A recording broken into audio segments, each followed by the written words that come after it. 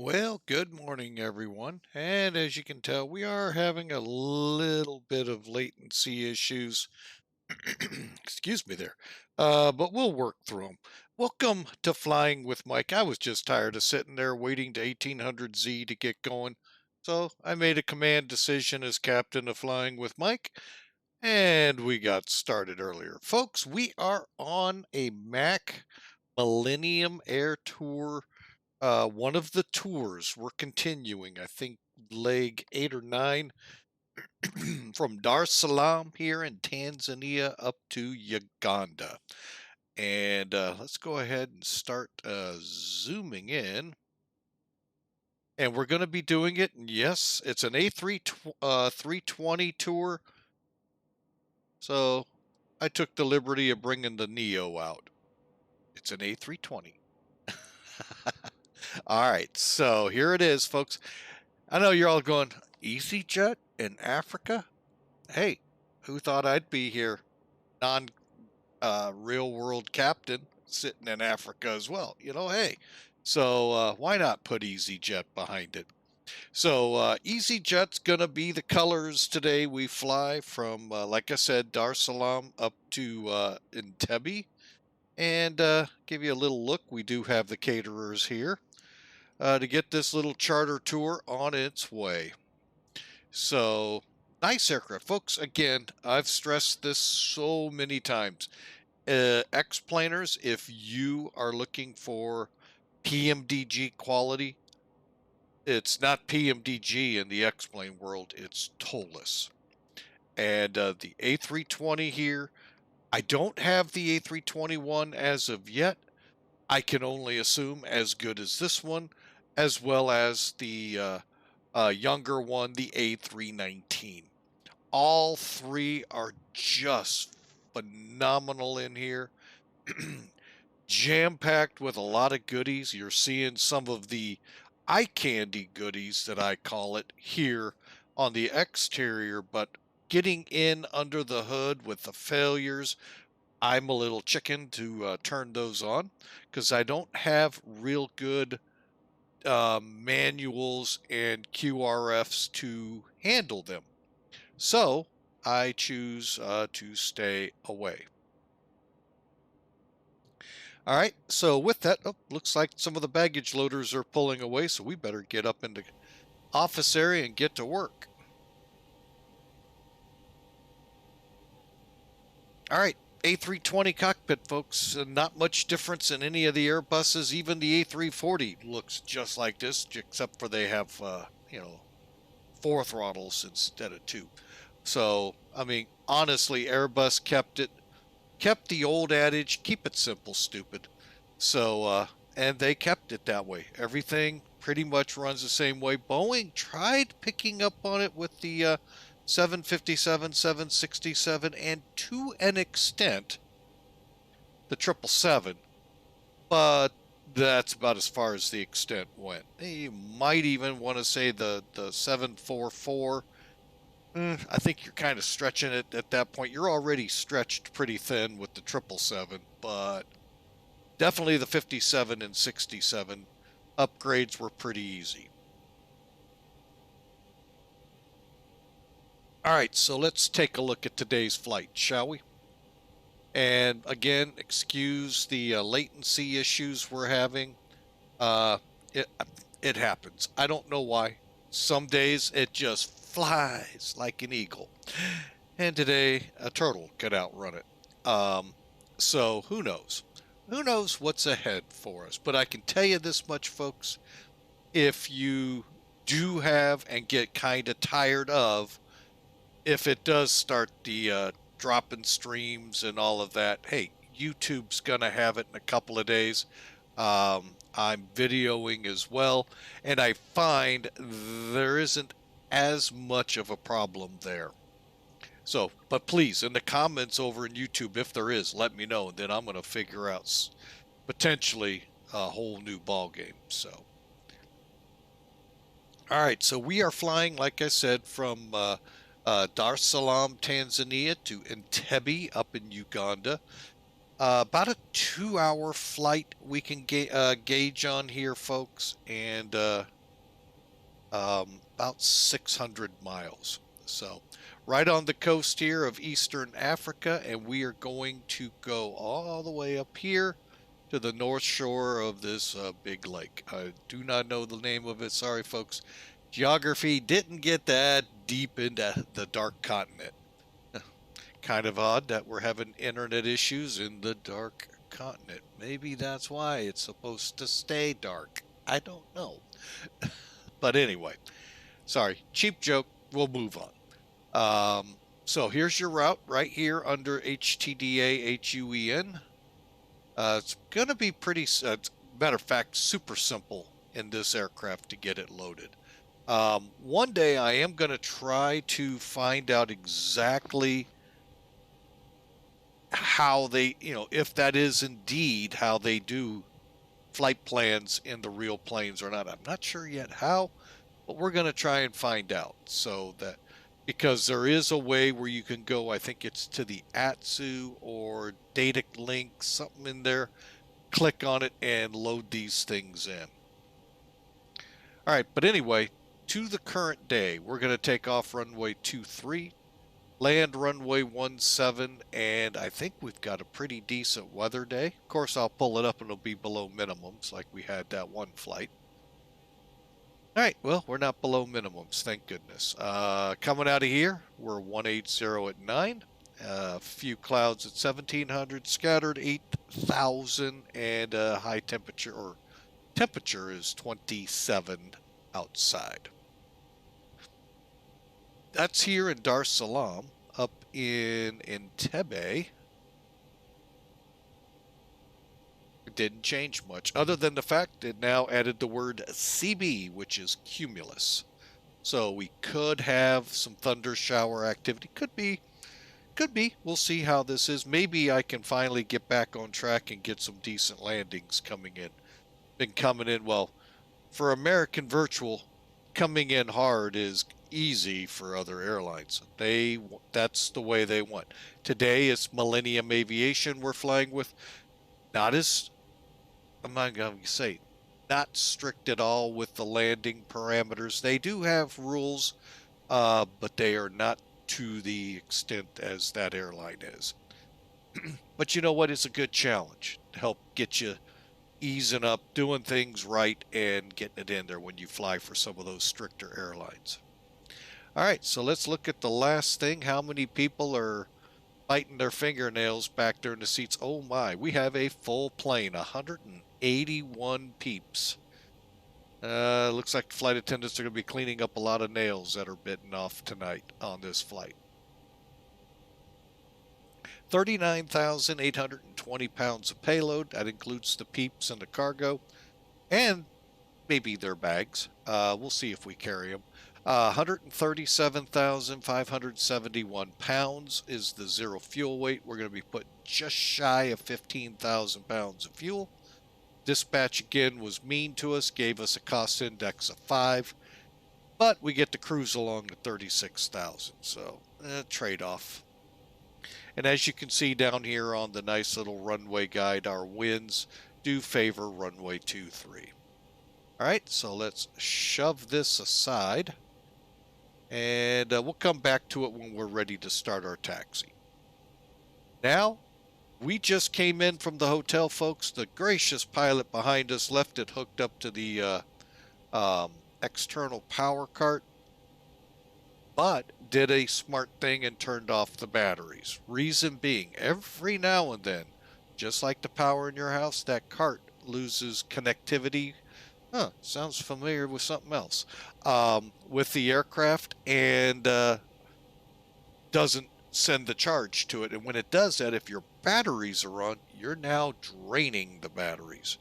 They're not cheap, and I would suspect not easy to replace.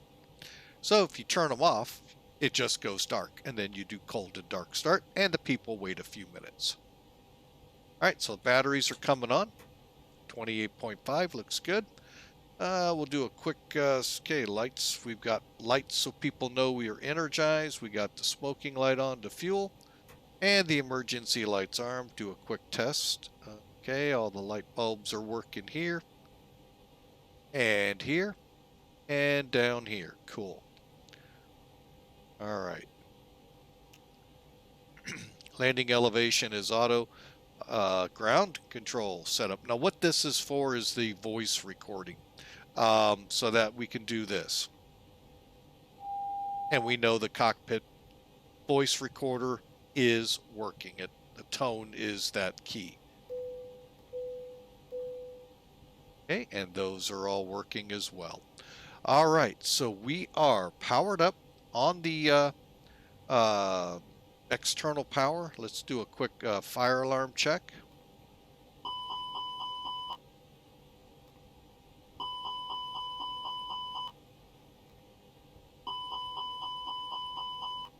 All right, good deal. So let's fuel this sucker up, and then we can start that APU. Boarding will be beginning here shortly. All right, to fuel the plane, we come down here, come over to the mechanic button here, mechanic. See, we have the chocks and the external power on. Clicking these little plus and minus just moves you through the 5 pages here. There's if we want to use the pushback that comes with the plane. Here, I'm going to be using better pushback. Here's where we request our fuel. And actually, we're not far. I mean, we could go with this and then pump up our CI. What do you think? Uh-oh. Oh, okay. I thought we had someone coming to the door. I thought I was going to have to take a quick break from y'all. But, not sure. We'll see. The mascot for Flying with Mike is getting antsy, so I'm assuming the CEO is back from an errand. Could be wrong. Never know. All right, so we're going to be uploading 14. Let's see what happens. Negative, negative. I say we go with that, folks, because I know the next one is going to be 800. So let's come up one. Requesting fuel. Oh, the CEO is back. Hang on a second, folks.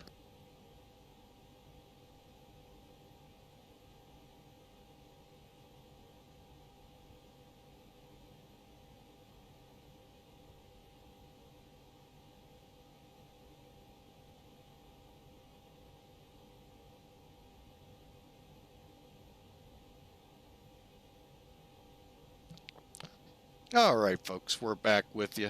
Just checking in with the CEO, make sure everything's okay. And away we go here. So we got the fuel.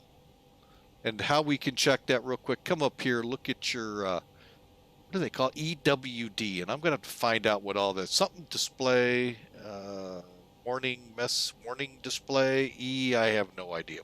Oh, it's already refueled, which we knew it wouldn't take much, folks. We were only like 400 pounds over. Okay, and with that, I'm going to go ahead and crank up the APU and start cooling this thing down for our passengers before we allow them in. So we're going to turn fuel pumps on. Okay, come down here, hit the master switch for the APU, come back down to the middle. And what I'm looking at here, the APU panel, and I'm looking for flap open.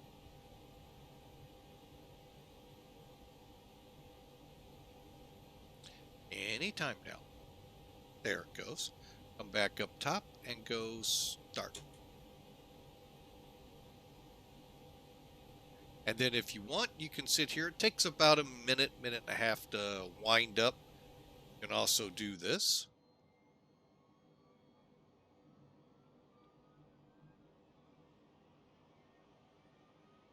Wait for it to wind up, or you can continue on in your checklist. Well, since we're here, wait.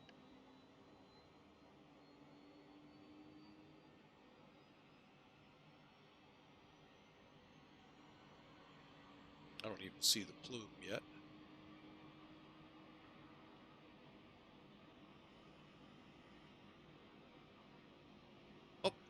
is there? Toliss doesn't have this? Huh. I thought they had a good sound pack for this. I guess I'm going to have to look for that too. Oh well. And, whoop, looks like we're available, but we'll double check. APU, available. Okay. So now we're available. So we can come up here and, go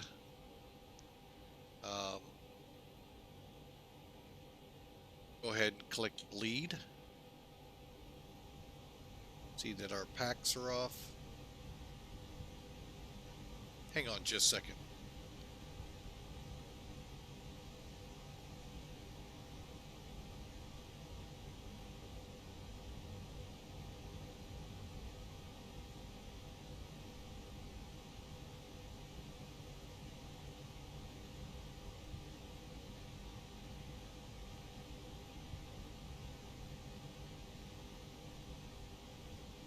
Alright folks, sorry about that. Needed to update her. She was checking something with the laundry that I'd already done, so.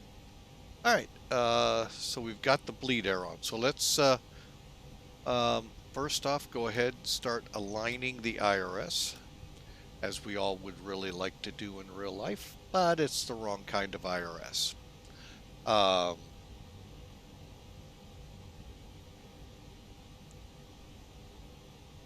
Okay, now while that's doing its thing, actually I went way too fast on it. Well, let's see. Yeah, alignment in 7. I should have gone 1, watched for on-bat, 2, which is actually the far right one, watch for on-bat on-off, then number 3 on-off. I did all 3 at once. I'm a bad pilot. Alright, so, lost my place.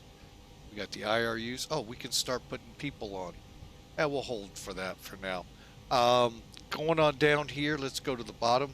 Okay, so we've got our speed brakes down, flaps up. Transponder is on Xponder. Radar is off, but we can turn the multi-scan and GCS, whatever GCS stands for. Those are turned on, and I'll dial up the panel to 5 on the tilt. Okay, and verify our engine switches are off, norm, and parking brake set. Back up top, we want to run through here. So we already did our ground check, working our way up. Okay, we got those on. Recheck these, make sure.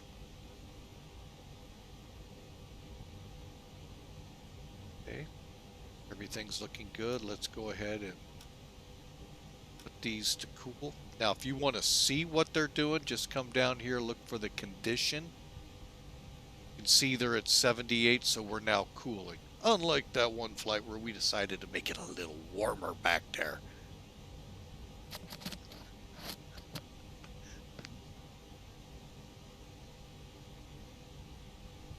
Alright, so gens will be always fault until the engines are on. Technically, we can come off the external power now because we're on the APU generator kicks in automatic. You don't have to come over and click the switch as in some aircraft. Alright, and then working our way up. Everything, ventilation panels and all look good here. In the middle, we want to make sure the brake fan's off, auto brake's not set, and the anti-skid nose wheel steering switch is up in the on position. Okay, and since we're getting ready to put peeps on, let's go ahead and turn that seatbelt sign on so they don't get any ideas.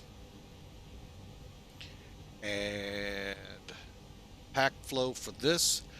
We'll probably, I'm going to go ahead and set it to high because we are fully loaded. Okay. Oh, let me check the throttles real quick. And they're working. All right. So with all of that, folks, you can see the temperatures are coming down. We're now in the mid-70s. This one was at 80 when we started. So a few more seconds and then we'll board. In the meantime, let's go ahead and start with our McDo setup. Actually, we can't.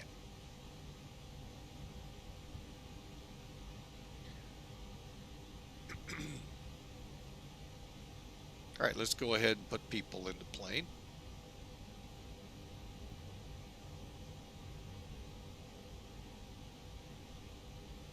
Okay, we set 181.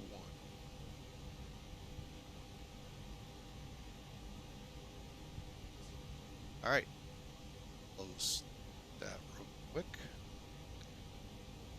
And come over here. Let's go to the weight and balance and then hit reset to current. So we're at the current numbers. All right, currently 181 people, 14,947. And our zero fuel weight is to be 137,571. That's about as close as I'm going to get. We're good. All right, so we're good to go there. And now we will continue into the McDo. All right, so this is the data page, aircraft status. That's how you get to this. This is what we're currently flying. The Pratt & Whitney, I thought we had it set auto. I must not have clicked save when I set that up. Oh well. This one has the Pratts on it, folks. All right, so we go to init. Now, let me just see if I can do it real quick. It's the wrong one.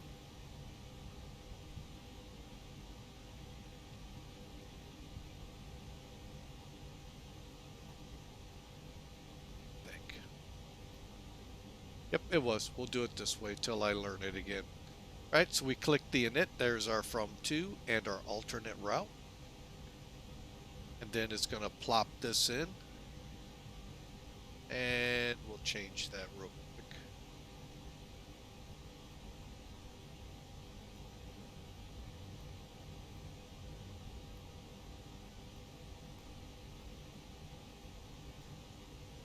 Okay, and the perf is set up. Now, cost index, flight level, tropo, all of that comes in from the SimBrief flight plan you set up, folks. That's a free service from Navgraph. Set your account up and you can set aircraft, save aircraft, you can by tail number and set up your flight plans so that when you're in the A319 from Toliss, the A320, A321, A320 Neos. Each of those, I believe, have Neos, and I think the 19 is gonna have a Neo if it doesn't already. So, you just have to do that. Even Flight Factor has that portion set up for you. They're getting, they're coming up with it. All right, so we're going to go now to the IRS initialization, which we all want to do to the real one. There we go. And we want to make sure we're in the proper lat long. So we're going to hit charts. And over here, just simply go to charts, taxi, and INS coordinates. Actually, let me start here. Where am I parked? That's the question of the day. F4. Okay.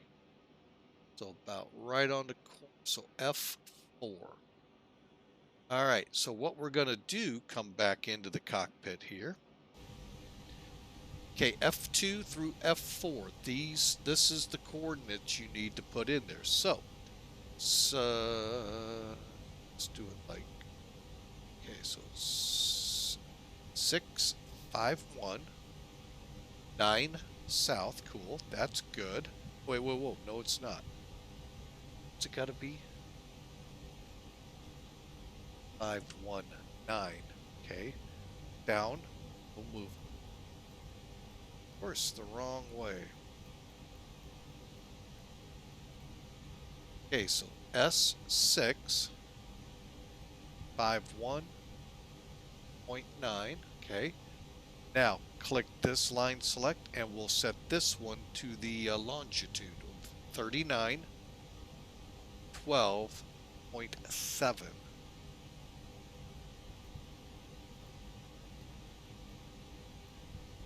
3912.7 east. Okay, and then all we got to do is align on ref, confirm. Folks, you've now taken it from wherever the reference point is for the airport. That's where it starts. Right down to where, well, within 3 parking spots of where you're at. So, pretty decent, huh? Wind request will get them all. And if I go to the next, you'll see, and the next, you'll see. All right, back to the init page. Okay, I'm going to keep this up for the moment and drop this page. All right. We're going to now move on to, hang on a second, the F plan page. And we just aligned, by the way. That GPS primary means we're aligned. Get this moving. Okay. So we'll go to F plan, and now you see our flight plan's already in there. See what I mean? It goes quick. All right, so what we have to do is put in, though, our departure. Departure is right up here, ETIV-1B, runway 23. Okay. Makes it easy. Click departure. Now, pick your runway. Pick your departure. TIV-1B. There it is. No transitions. Insert. Real quick. Since we're on that legs page, we'll switch into plan. We are set to 40. That should be fine. What we'll do, you're stepping through the plan here is not step like in most Boeings here. It's right here. Just the up or the down arrow. Okay, so 2-3. Oh, here we go. All right, so real quick, departure brief here. ETIVUB will climb 227, tracking track at or above 1,400 feet. Make our right-hand turn to ETIVU. Then join the transition to ITGOP.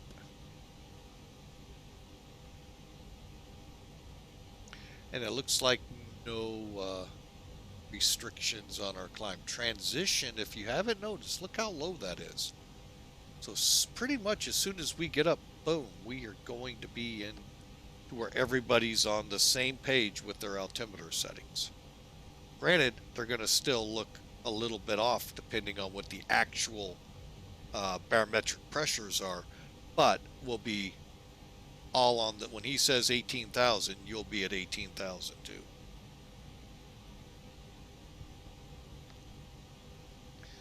Okay, so real quick, there's my mouse.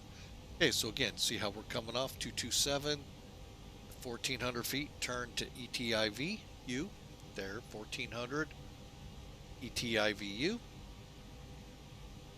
Just got to make sure we're above 2,700 feet by that point, and it looks like, according to this, we'll be well above it. Out to ITGOP.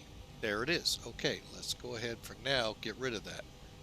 Now, don't necessarily, because it may miss like this one and this one, you know, may miss the names of them. Of course, we can zoom down. Should get, oh, I think we have them.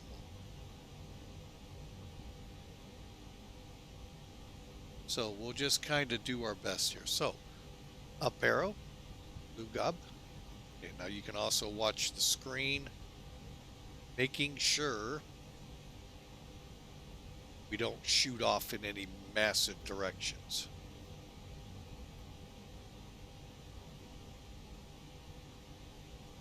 Okay. Then next on our map is UV box, VATO, and Nibat. Okay. Oh, we missed one. Where's it? Oh, Itman. I missed it. Must be a very quick one.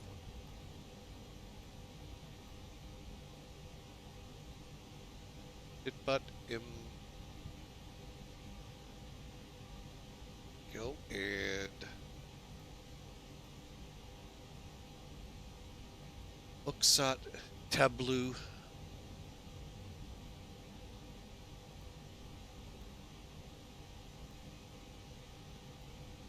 BETAF. All right, now, why did it stop here? We don't have a flight plan in here. So we do the same thing. We click arrivals. Now we get to figure out what are we going to shoot into here. Well, let's start with our arrival, which is Beta 1. And it's having us come on to the RNAV.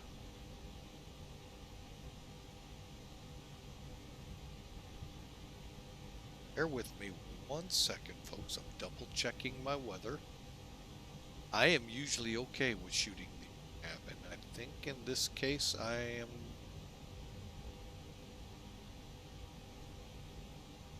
think we'll be okay. I just looked at the weather.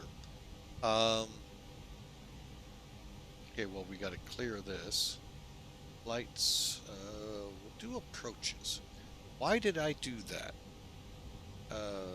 Oh, that's right, we're going to 1.7. So I was thinking we were hooking in here. We got to go all the way up. ILS would be all the way up and in. All right, so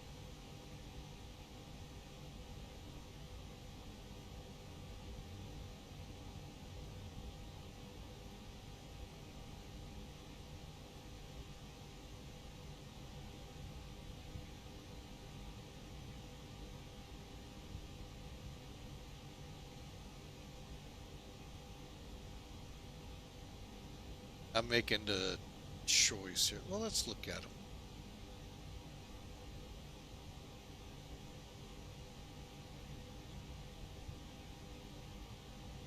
So everything's working off of Int'l. Well, let's do the Zulu. That looks like a straight shot over. Yeah, let's do the ILS Zulu. Let's see the art. Look at the chart room.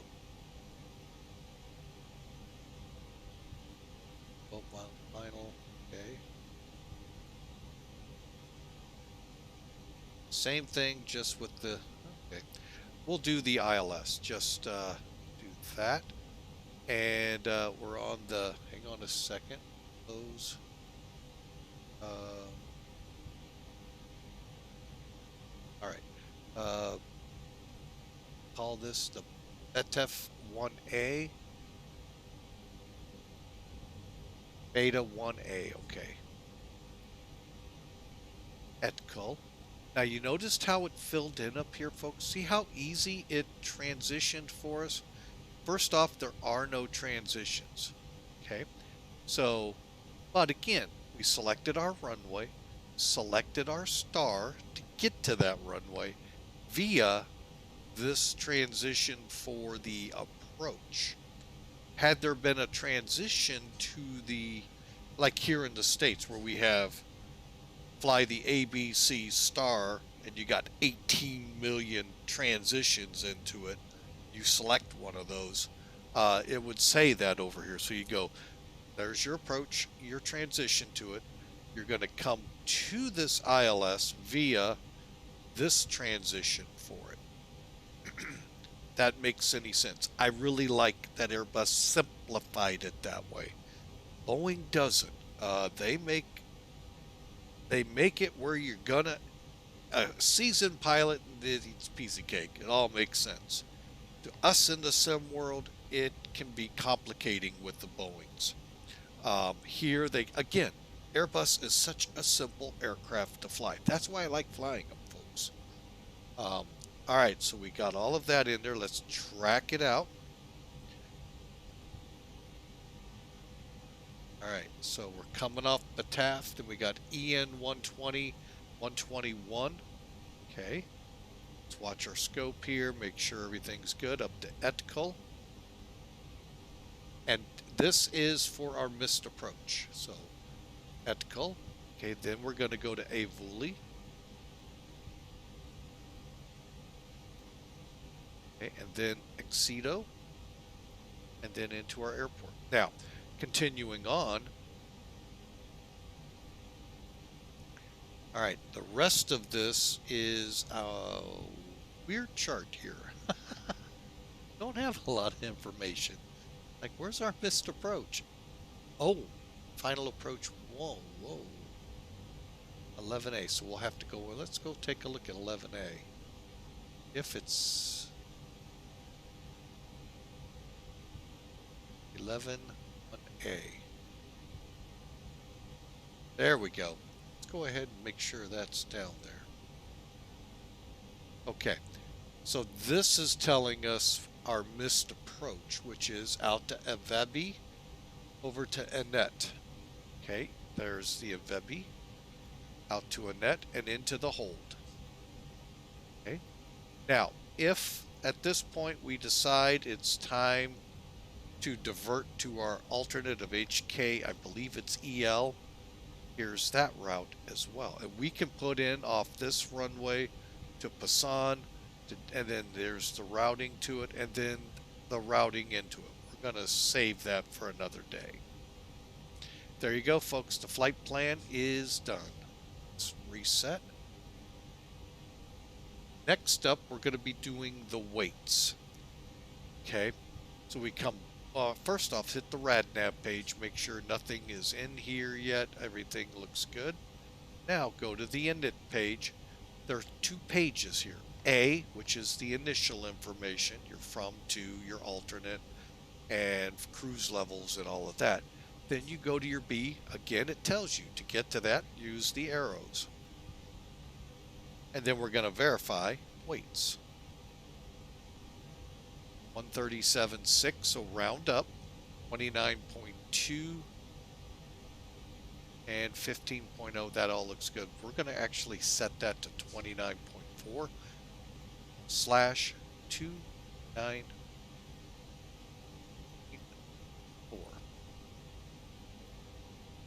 Okay, and then our block, that's perfect. Okay, so as long as that all looks good, we'll now move on to the infamous performance page, or perf. And with that, let me pull that out so you can see where I was getting my numbers. Okay, I got my numbers right here, 0 fuel weight CG, and the fuel on board, 15.0.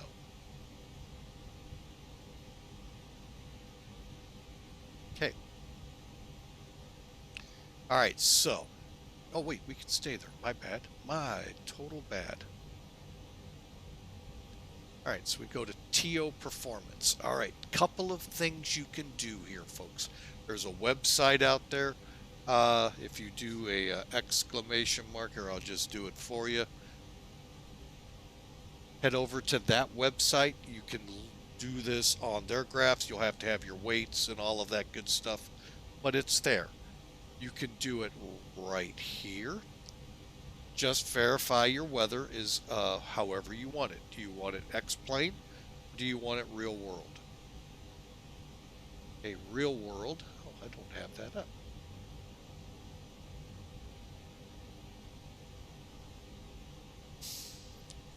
All right. DA and UN. Okay, so down here we're looking at 210 at 5, so we'll have to change that. And 1013, and we may have to change that as well. Or you can just click uplink here. Now, first thing to know, folks, with this airport, it has that we're departing on runway 23 is a 9,843 foot runway. You're in the middle, in the equatorial areas of Africa, which a lot of Africa is that. So guess what? I would recommend a toga takeoff. Flexing though could be fun. So we'll do a flex. We don't do it enough. I'm going to go ahead and turn that on. All right, we'll do a quick update here. 210. And we'll just put 92. I don't know. Oh, not 29. 92. Let me just see. If you're not sure, it's an easy way to check. Oh, stupid me.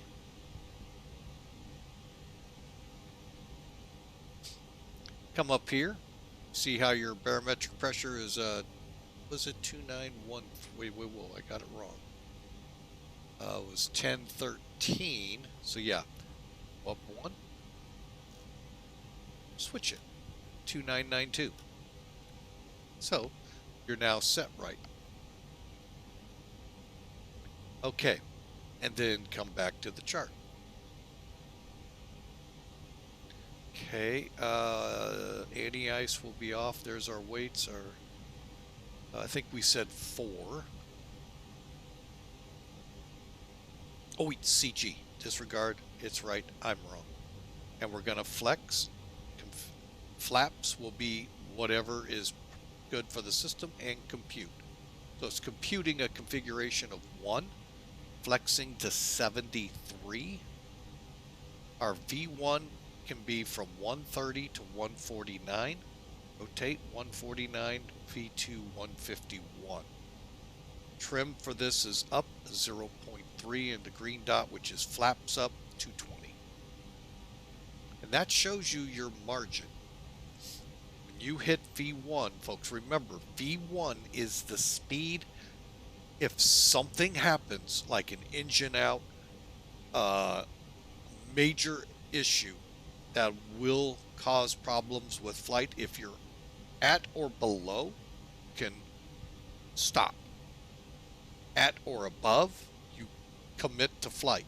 Unless, of course, it's super catastrophic, like both engines out. You're not going to get in the air with that, folks. Then you're going to just ride out a very bumpy end of the run. But this gives you the idea. You have 3,600 feet. With the brakes, they'll go automatically the max. Using your reverse thrust, spoilers will help to slow you down. Okay, that's here. Now, let's say we don't want to. We want to toga this takeoff. Now you see how that changed. So, by all means, we could do a flex takeoff. So let's do it. So there you go. There's our setup for it. Now, let's do it over here. Here's the other way. Uplink, request data, received. Get our wins in here of 210 diagonal. 5th. Okay. And we're going to flex.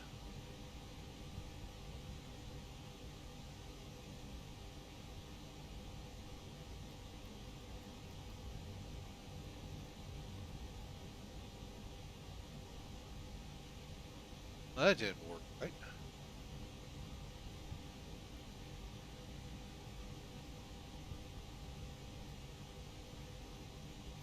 Alright, well, let's try it again. 2.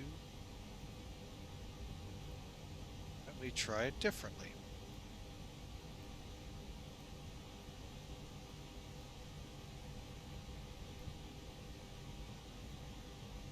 It may not let me. It did, okay.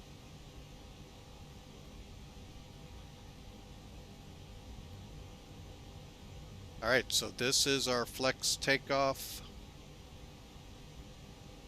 And we'll insert.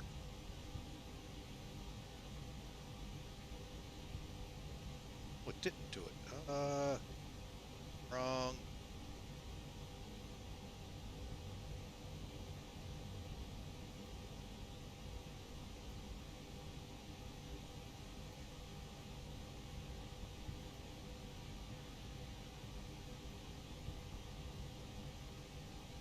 Let's see what it did here. Ah, there we go. All right. We got it right. Transitions right. Yeah, we're still good. 146, 149, 151 up 0.3. And all right, so there we go. Now the last thing we have to do here, and then I'm going to get the plane ready to go, folks. Let's first release this. Hang on, it's not cooling in the center. Get it going a little colder. All right, let's set our center panel now. So make sure the altimeter is correct.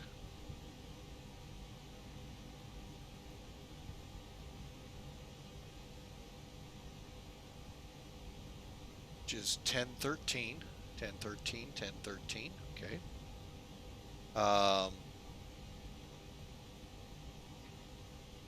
Okay, then our flight directors, okay, put you down here now. Flight directors on. We're going to go ahead and turn LS on just in case of a return to the airport.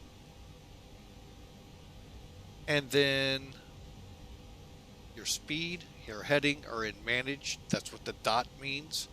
We set our altitude all the way up 36. We don't have a restriction, folks, so we can do that. And this one's set as well. Any skids on. Brake fan will go ahead and turn on now. Actually, we don't need to on now. And we're ready to go. Now, one thing I do need to do here, folks, hang on. I do need to come online. It was a little early prior to coming online, so I couldn't directly connect.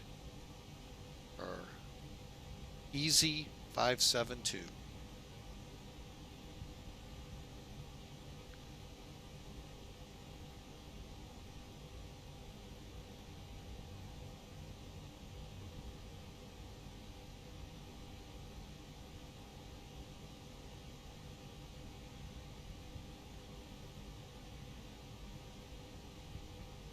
All right, we are coming online now, folks. And lastly, let's get that ACARS program running for, hang on a second. My nose was causing me troubles. All right, we just got to wait on it here a second. We'll have our ACARS program for Mac Airs running. I am not on the new Smart Car 3 beta that they're testing. Kind of a chicken when I'm on here. I got enough problems that go wrong on the stream. I don't need that on top of it. Although I'm sure it would help Smart Cars seeing it live if it has problems.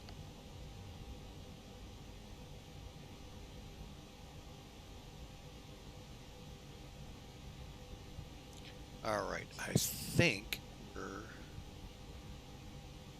where are we? There we are, live bid.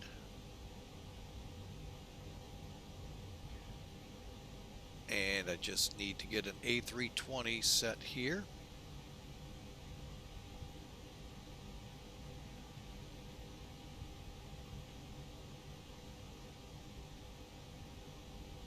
See if they have an easy.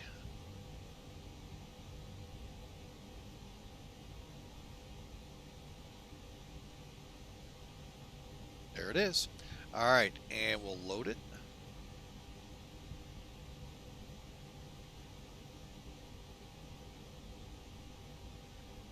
$36,000. Throw the flight level expected here. And the route.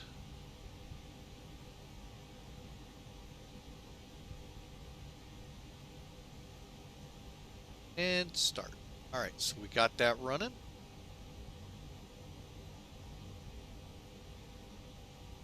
Folks, we are ready for pushback. I hope you are. If not, grab a quick drink. It'll take a couple seconds here to get doors and all closed up and push back in place.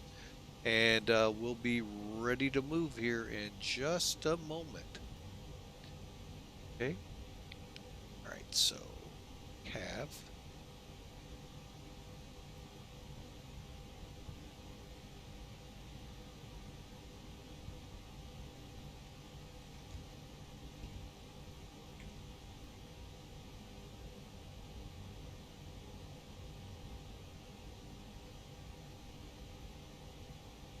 All right, ooh, let's see how that looks, because I'll bet something's going to hit something. Oh, nope, the truck got out before the loader tried to move. Really good visuals here, folks. I mean, I'm not a big eye candy fan by any stretch of the imagination, but I think Toliss has, if I was to design an airplane, the level I would take it to. So I think they did a phenomenal job here. Any more gets a little too much. Okay, and we're off the cart. All right, so I am going to go ahead and call the tug.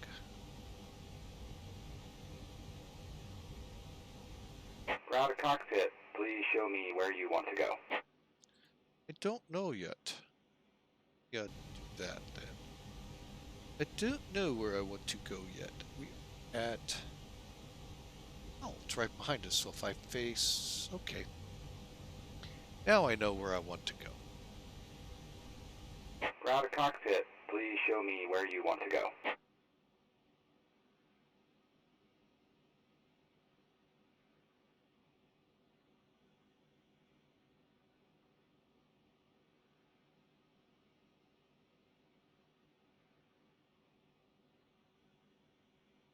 Ground to cockpit. Tow is driving up. All right, let's go ahead and pull that jetway. First thing, of course, get that main door closed.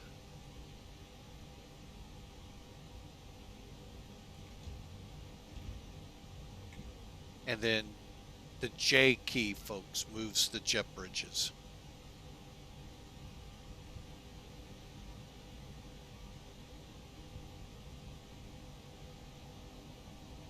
And let me pull the chocks. I'll just do it from the Toliss interactive screen,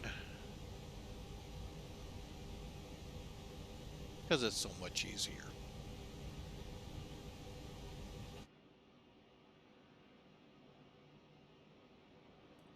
There we go, folks. Okay, all doors and hatches are closed. Ready to connect.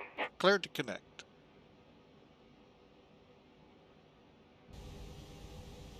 Let's go ahead and get that beacon on.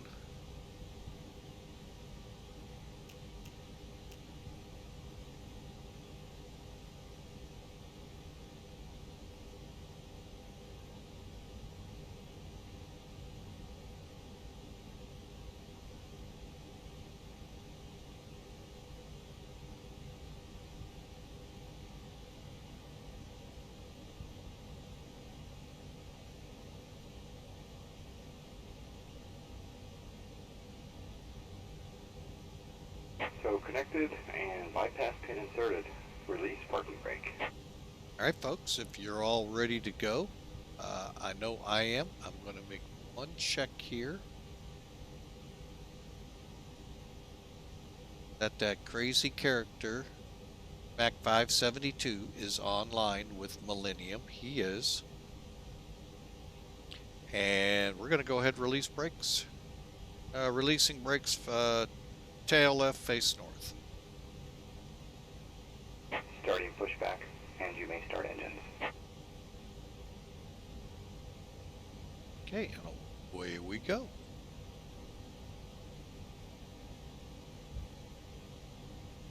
Folks, I hope you enjoyed that pre-flight. If so, love for you to smash the follow button and put reminders on so you can find out when we're live next time. If you're over on the YouTube channel, folks, smash the subscribe button. Love to know you're here. Note loving the channel, and give us a little love by hitting that subscribe. No money involved, just lets us know you liked it, you like the channel over there, and you want to see more videos. And there are a lot of videos over there, folks. So, and if you're on this YouTube and you want to see and be a part of it live, check down. There'll be a way to show how to see us on Twitch. Go to the Twitch channel, look in the About tab. Folks, if you're on Twitch, you're already going to have that open. Down in there, you'll see the text for our live schedule for that week. Love to have you aboard. All right, as he said, we're cleared to start, so let's move it over to ignition start. Up with number 2.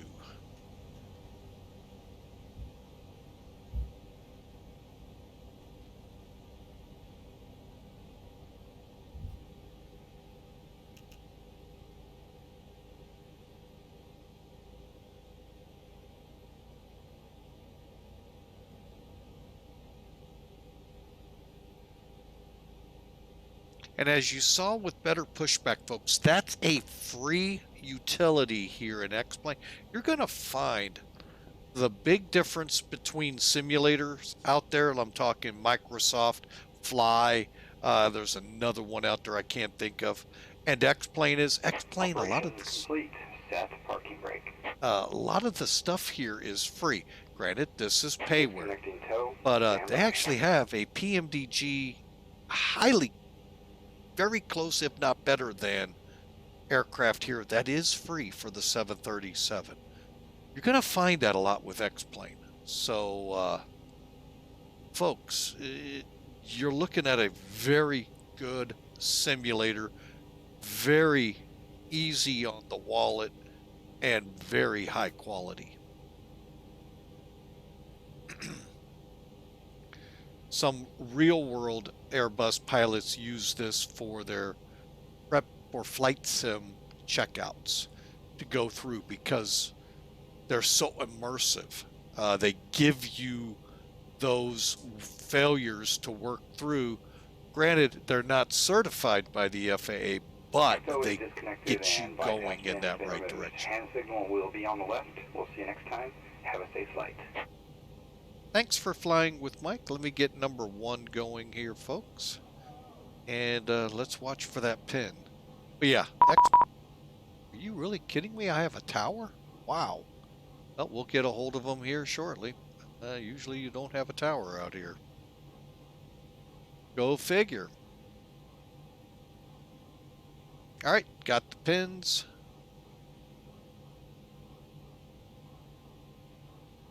And we'll signal, and let's get finished with the checklist, then we'll call the tower. All right, APU bleed goes off first. We'll arm the, come down to the bottom here.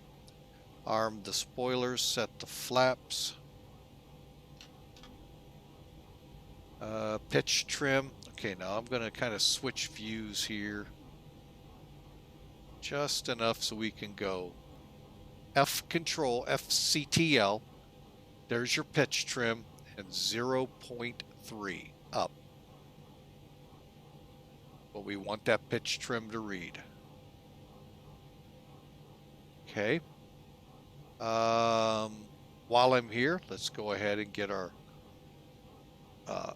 flight controls checked. Left, right. Make sure they center. Down, up on the elevator, and then rudder.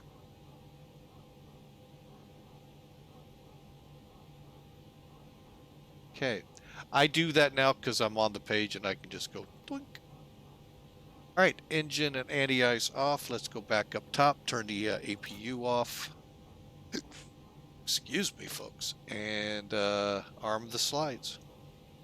And I guess now we'll graciously contact the tower. All right, what frequency? 118.3.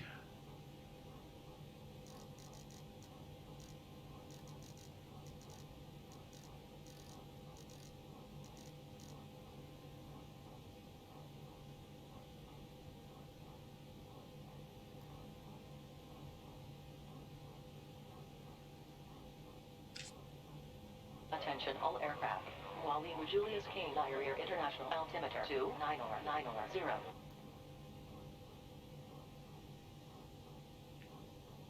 Tower EZ 572, pushback, ready to taxi, runway 23. EZ 572, Salaam Tower, good evening to you. Have your clearance advisory to copy. Ready to copy clearance. Easy 572, you are cleared to Entebbe via the HTDA Bravo departure. ITGOP transition, runway 23, initial climb 3,000 feet, squawk 3153. Okay, we're cleared via the Entebbe departure for runway 23. ITGOP transition 3,000 initial, 3153 is the for the transponder. Easy 572, just confirm that's TV1 Bravo, Echo Tango India Victor Uniform 1 Bravo departure. Nope, where you at? Uh-oh, I just got text. Where'd it go? That's affirmative. Echo Tango India Victor Uniform 1 Bravo for EZ 572.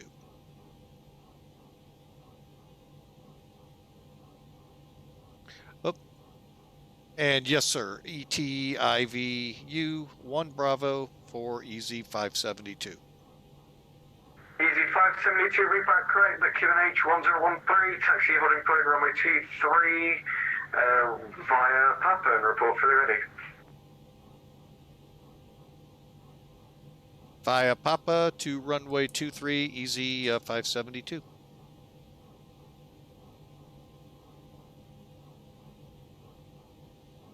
Uh-oh, did we not get engine 1 to start?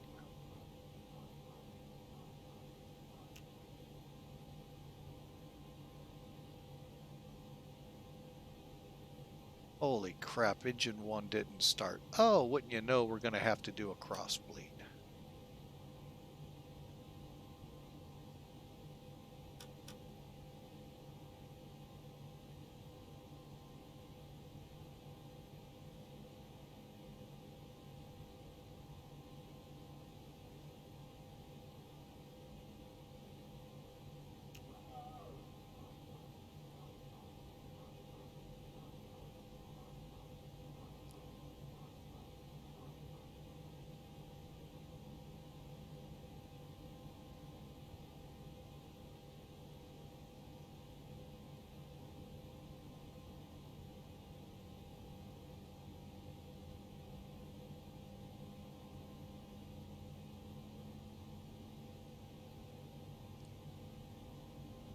All right, now we got engine number 1 going. Oh, that's just embarrassing. We didn't get it started the first time. Glad I looked at the EWD. Long distance procedures apply. Okay. We're just waiting on it to crank up. There we go. We're on the gen.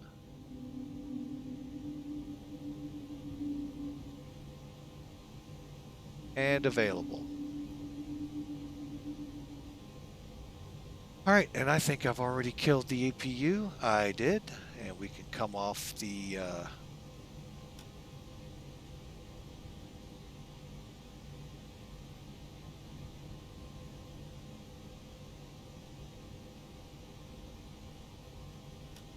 Okay, now let me get recaught, make sure I didn't miss anything. Brakes, flight controls, FMA is good. Auto brakes set. And brake fans on. Via pop.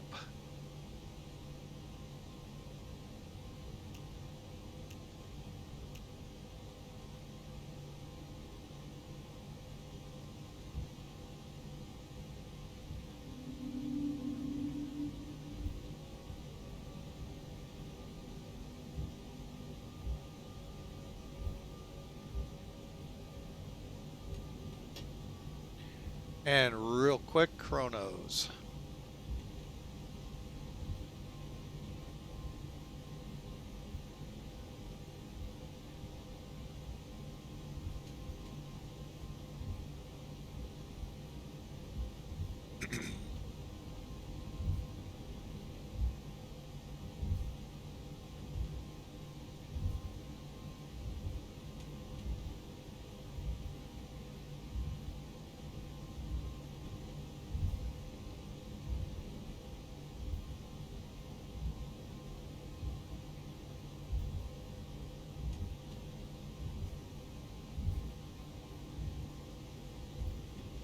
Hang on a second, folks. Let me slow this down. I want to make sure I don't have... Okay, I don't. I just saw the switch. Okay. Easy 572, the wind's 210 degrees, 5 knots, runway 23, clear for takeoff. Clear for takeoff, 23, easy 572.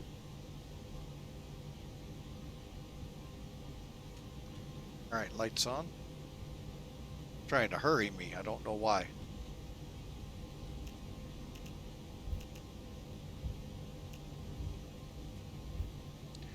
But we're gonna make sure we're good to go at the end. Namely, I got to do this.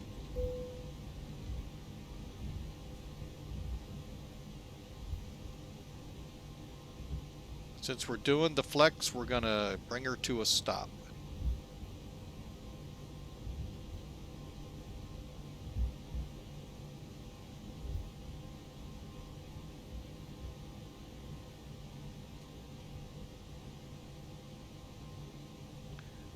All right, and our timer's good. All right, test, passed. Why are we on engine 1? Oil temperature low. How low? Oh, that's right.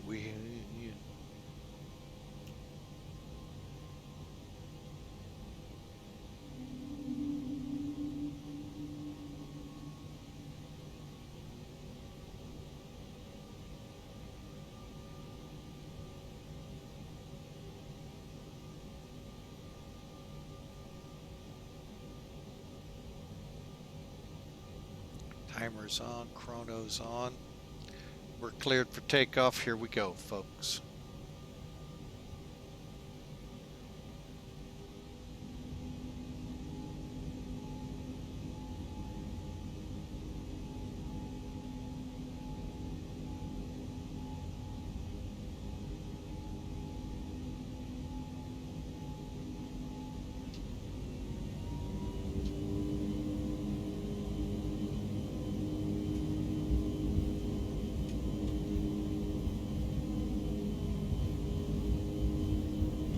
Go. 80 knots.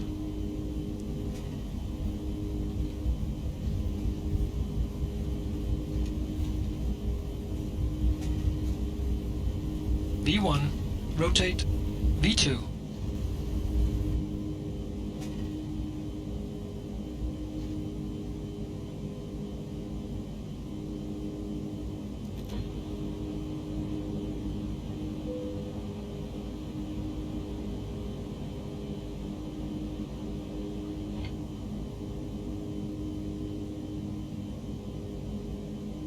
Gear up.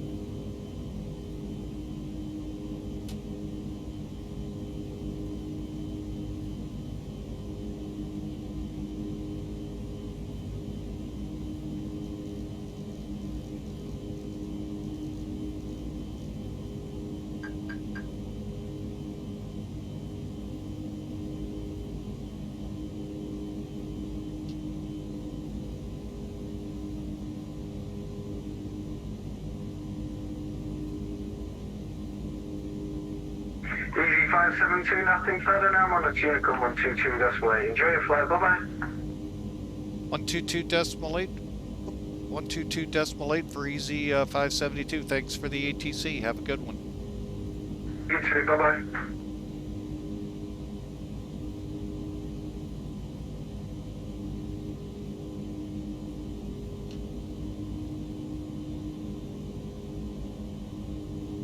Okay, flaps up, spoilers down, and away we go, folks.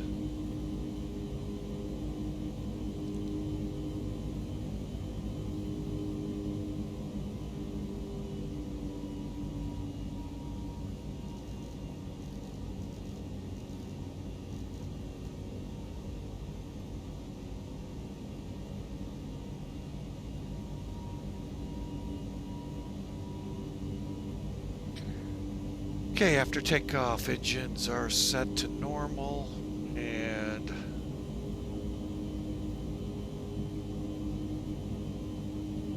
actually we're through 3,000, so transition to standard is done. And we'll keep the landing lights on to 10,000 feet. All right, folks, we're on our way. Headed to ETVU, then up to ITGOP, and on our way.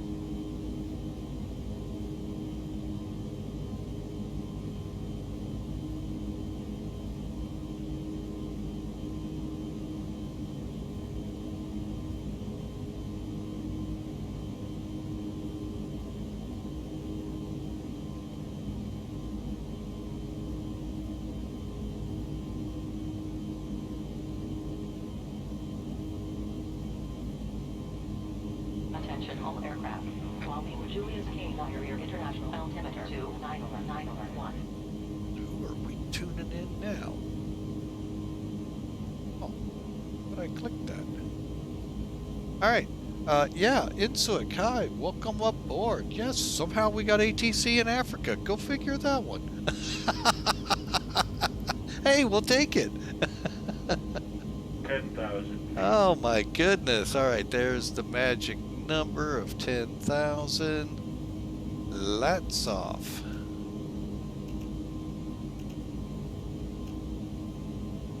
Gotta love when they surprise you like that. Let's take a look out the windows. Ooh, nice murky day out here. I'm not sure if that's real world or not, or if that's just VATSIM kind, or not VATSIM, X-plane. But hey, it looks good.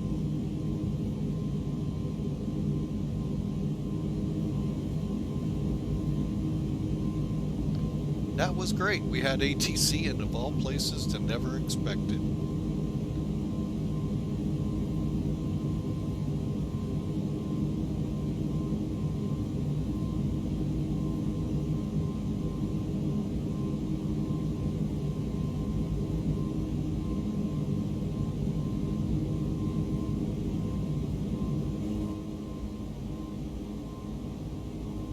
Let's just take a look out here. You know what we didn't do? We didn't do one of these.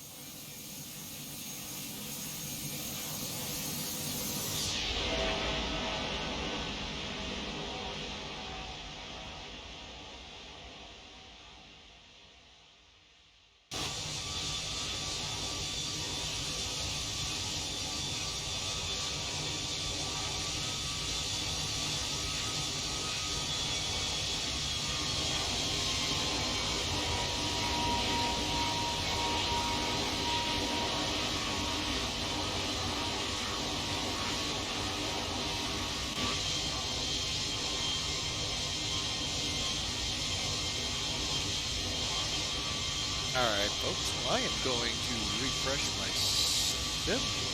simulware. And now he's not even showing up. That's cool. Just had to come online to, I guess, have his... Alright, well, there's the beastie taking us up to Entebbe, folks. History buffs will know that a big raid happened there back in the 70s. Yep, we're headed to that airport. Uganda, well, it probably still is a little unstable, but not like it was back then. So.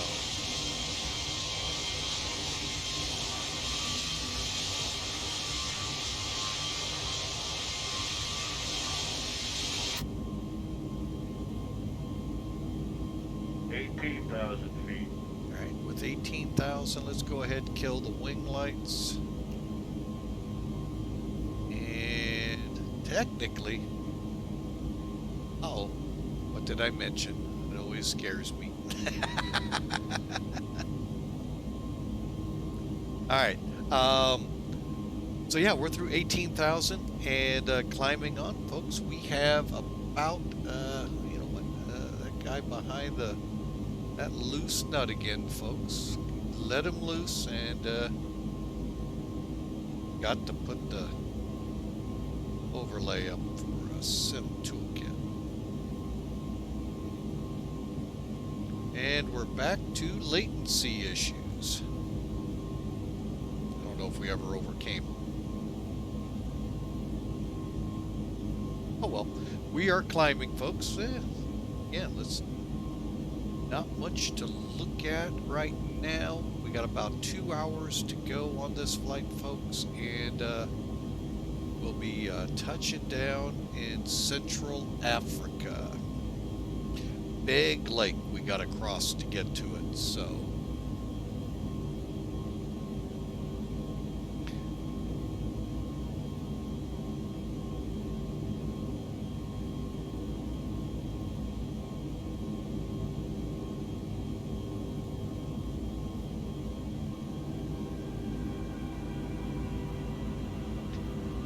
Brake fan off anytime. Not cooling much brakes inside the wheel well.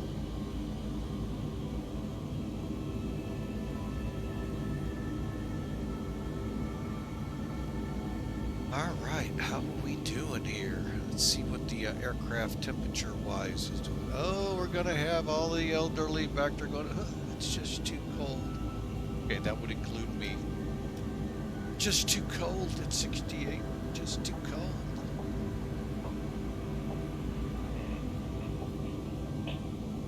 A second, let me switch gears.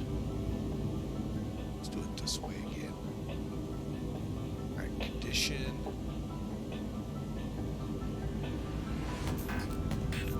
See if we can't get it to warm up a little up there.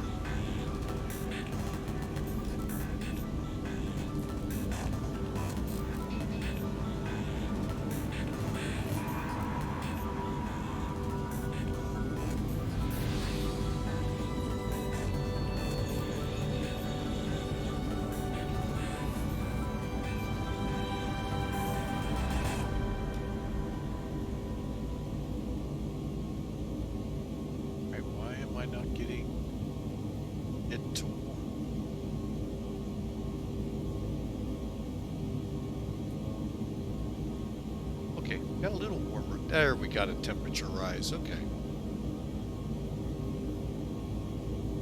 It's like, why are we not warming? All right, so we're 11 minutes into this flight, folks. We're showing, what are we showing?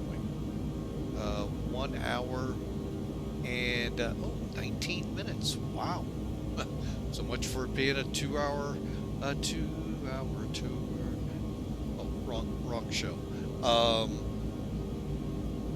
And for those of you that don't know that famous words, Gilligan's Island. Great comedy, folks. I mean, I enjoyed that was good comedy back in the 70s. I loved it. But again, I know you're going, that's just, no, it's not funny.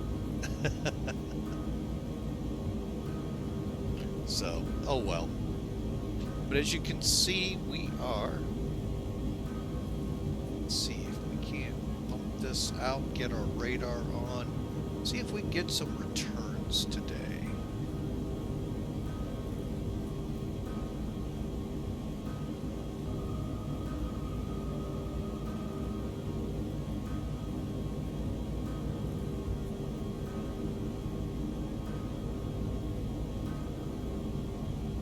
All right, headed up through the equatorial regions of the Dark Continent.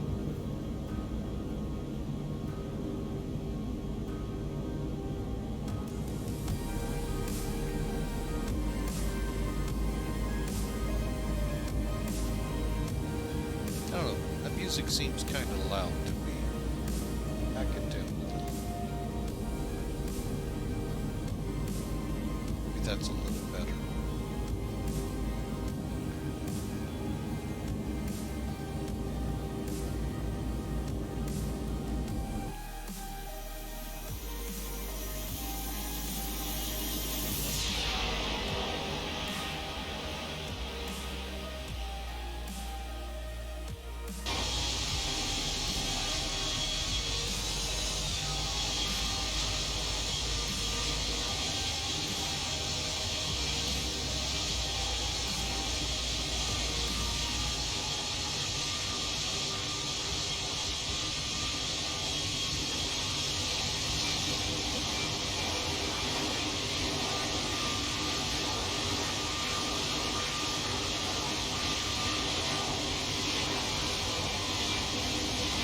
one thing I like, get in the airplane a little quieter. The one thing I like about these Pratts, and I heard this once while we were visiting my wife's mother's grave, this howl that comes out of them when they idle. And I don't know if it was the Neo engine or just the Pratt & Whitney of a different bus type aircraft, but all of that howl you could hear from, I don't know how high they were. See, at that point, probably 10 or 12,000, well, probably lower than that, but headed to Lambert. I just loved that sound, and you can hear it here in the cockpit sometimes. Not the same that I remember, but then again, that's a couple years ago, so a pitch tone different here and there. Who knows if it's true or false, but it is modeled here. The only disappointment I've had so far with the aircraft, the APU didn't have a sound, or I didn't wait long enough for it. I don't know. That was a little disappointing, but I'm sure there's a mod out there that I can put in here for sound that would change it, because I am definitely looking for one for the Flight Factor 767. That is, oh my goodness.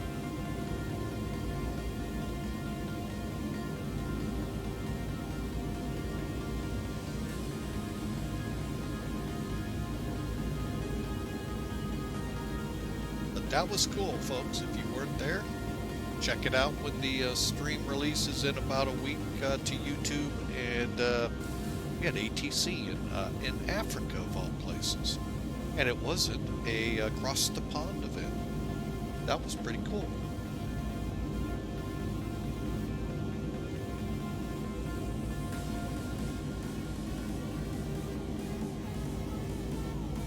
The last place you'd expect it.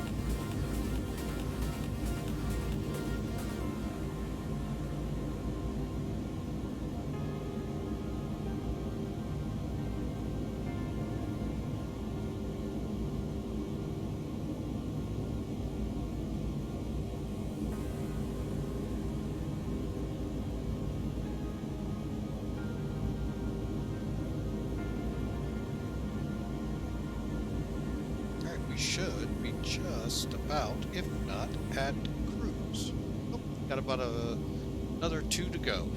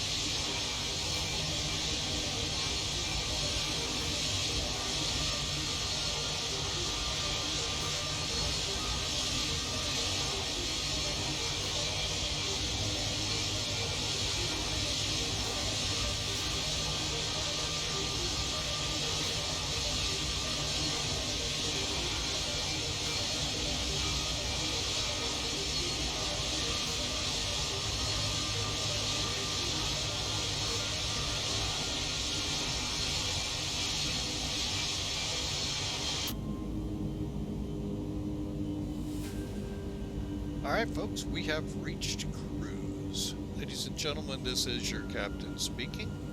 On behalf of EasyJet, I want to welcome you aboard. We have just reached our cruising altitude of 36,000 feet. Folks, we got about another hour and a half to go to get over to Entebbe. Hope you enjoy the ride. Sit back and relax. And keep that seatbelt fastened while you're in your seat. You never know when we're going to hit some chop.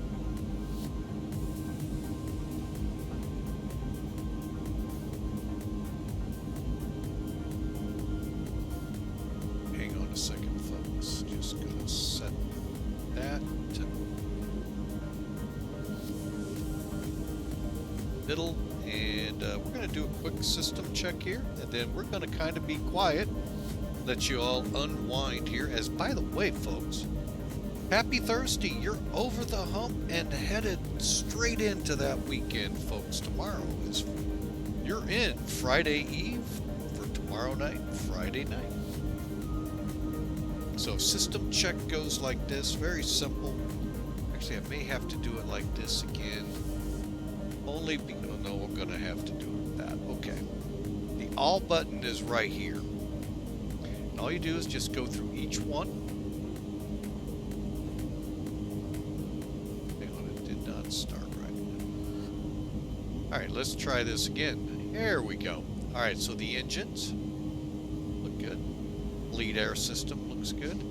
Cabin pressure, all the valves look set properly. And I have run across this in Flight Factor once where they, for some reason, without it being set in failures, we had a failure. And I don't know how it did that. But it is what it is, folks. Got good look on the electrical system from the generators into each, both the DC bus and the AC bus, or as Hawker 125 likes to say, the AC/DC. And then he starts his AC/DC music up.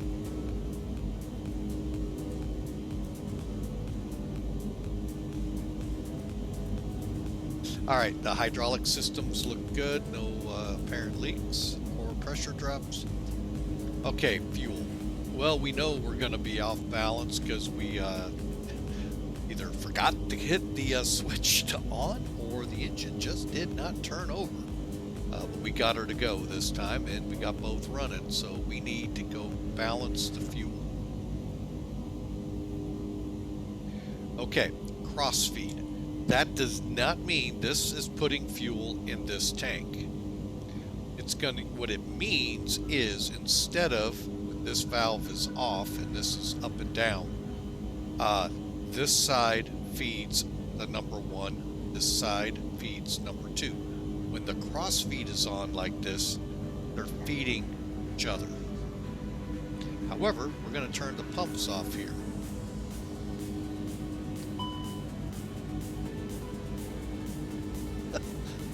And our mascot, the 135-pound Mastiff Shepherd mix, is trying to make himself known on the street. Back here is whisper bark. Woof. Woof.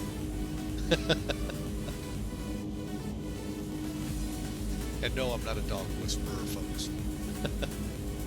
Alright, so we'll just wait for that to balance out, and then we'll continue with the, because this one's a little different. Flight Factor takes forever.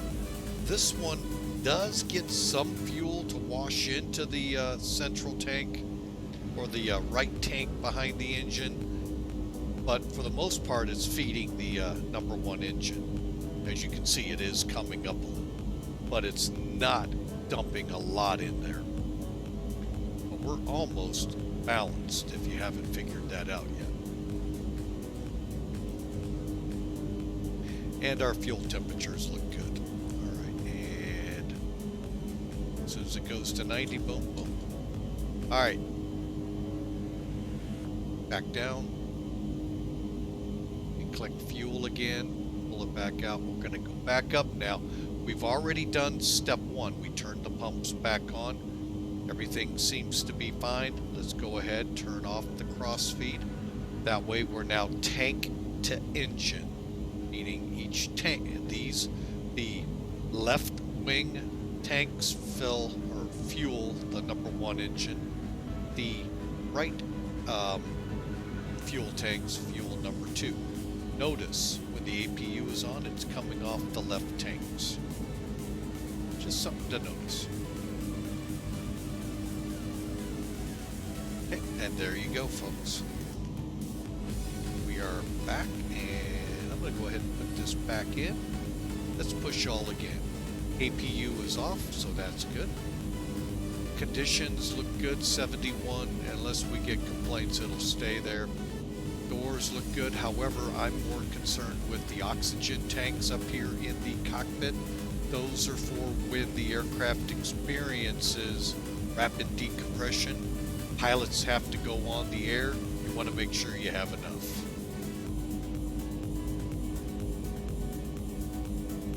Okay, wheel well covers closed. Brake temperatures look good. Again, the surfaces all look good. It even tells you which hydraulic systems power each of these surfaces. So in the event of a hydraulic problem, say you lose the blue system, well, what do I have outside the aircraft working? You got your ailerons, that's a thumbs up. You got your elevators.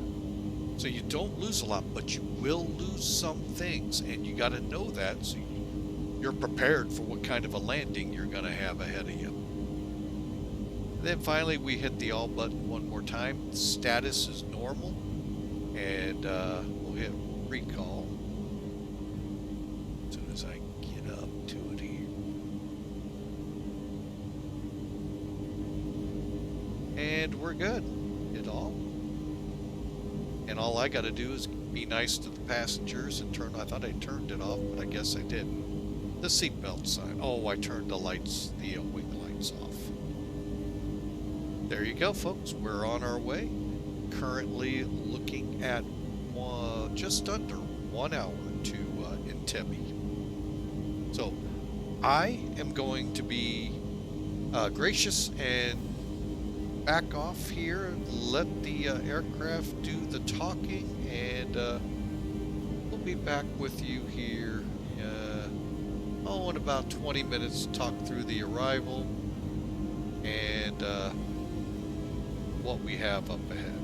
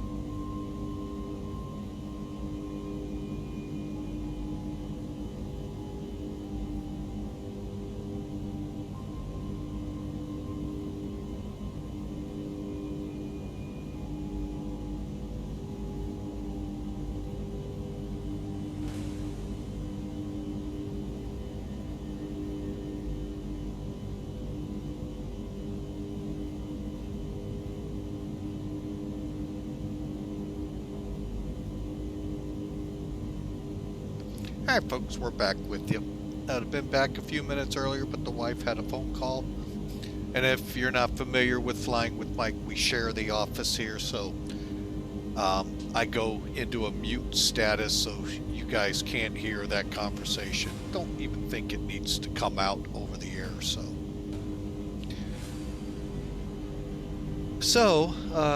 that's sometimes why they get extended. So, but anyway, we are about halfway. We are right here is the actual halfway point.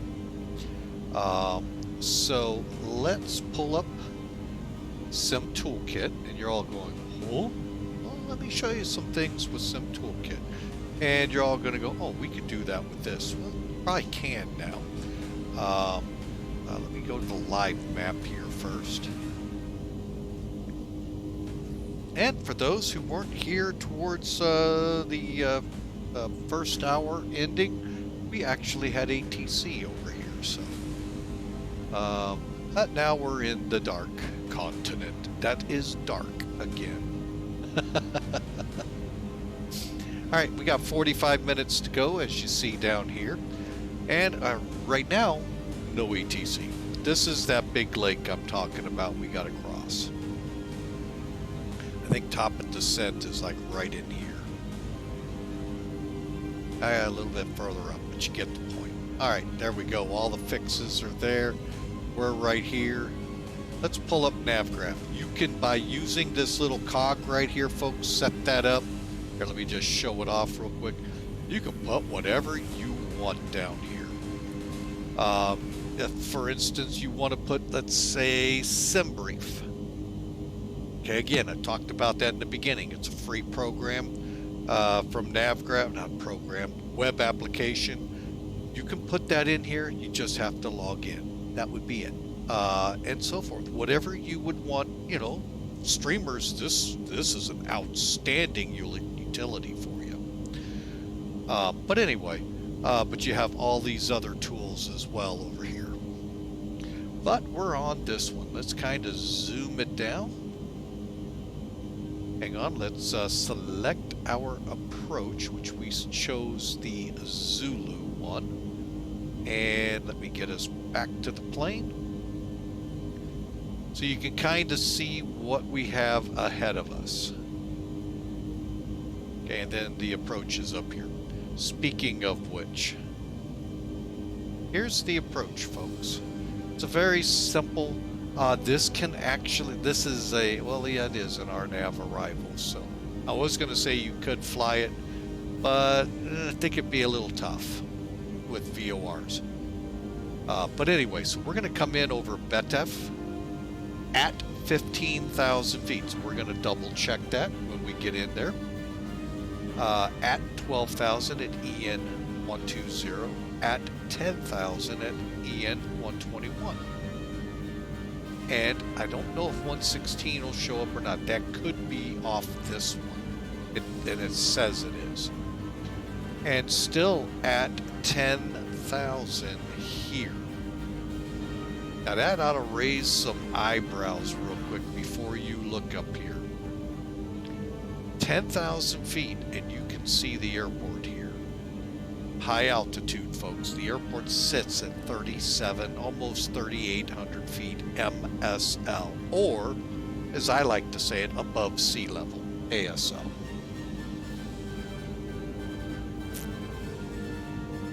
How about that one? And that lake, folks, is that high up too. There's our minimums in the area.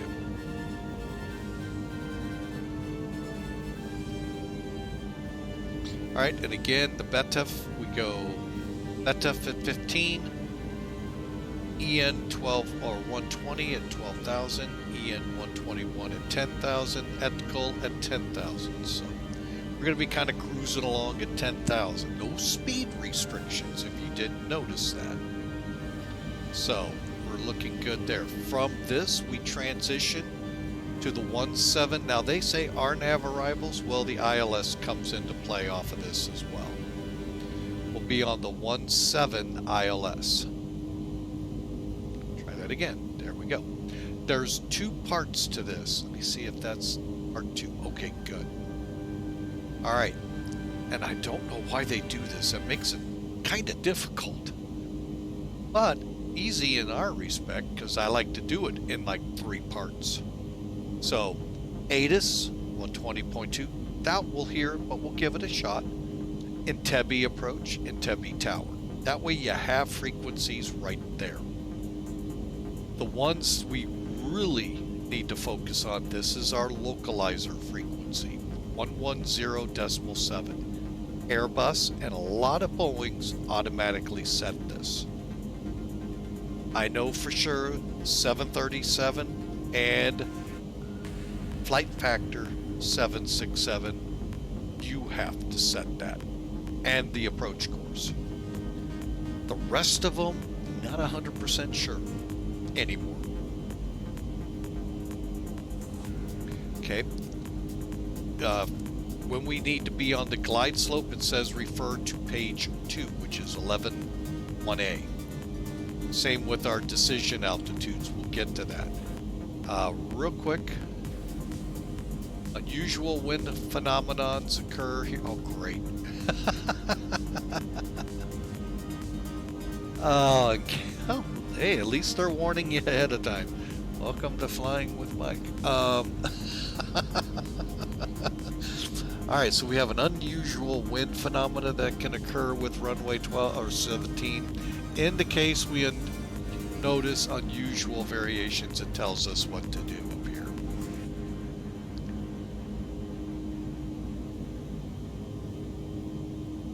And quite frankly, folks, PIREPs really help no matter where you are, especially inclement weather.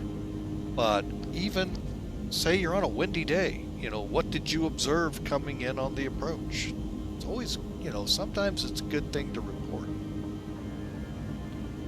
All right, so let's get to our approach. Okay, we left off here at Int'l, 10,000 feet. Okay, from there, 17 miles over to Avuli, descend to 7,700 feet.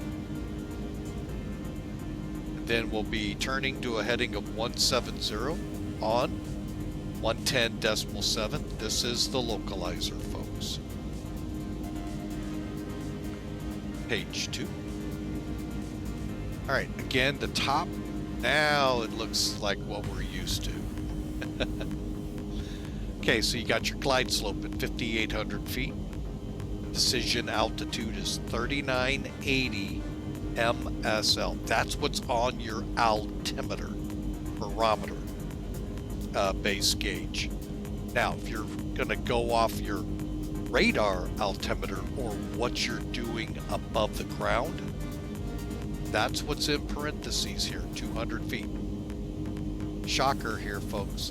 This number is 200 feet higher than this number. It's the same, it's just what is going to tell me minimums in the aircraft. When the altimeter hits 3980 or when the radar altimeter hits 200. You have to choose which one because you can't do both. Okay, missed approach. There you got it right here. And then again from Excedo at 1,500 or 5,800 feet, in we go.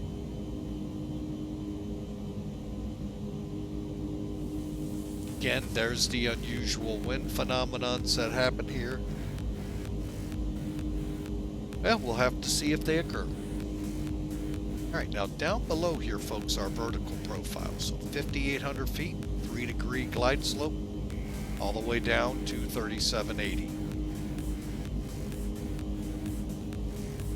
And for us today, we'll probably be about 130, 135, so right around 700 to 730 feet a minute descent. We're turbulating here, folks. There is no do this at 140. No, we gauge it. And our missed approach point is 1 mile from the runway. Okay, again, there's our minimums. 200 feet AGL, which which is what your ceiling will show. And here's your visibility, either RVR of 5,500, or I'm sorry, 550, or a visibility of 800 meters on your METAR. Any of those, we shouldn't even try the approach, to include Captain Flying with Mike, as we saw disastrously early last week, or a week or two ago now. Anyway, don't do that. Well, folks, it's in the sim. Have fun.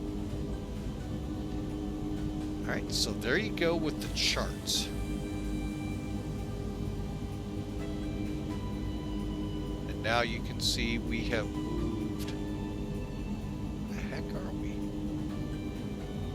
I think we're right here. So we're, like I said, getting to be about halfway there, if not a little past, headed up to Entebbe.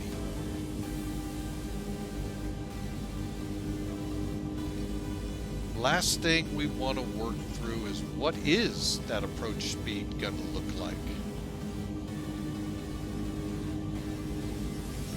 So we really only have one way of knowing our distances and all of that. We know 1.7. Current wind 1900.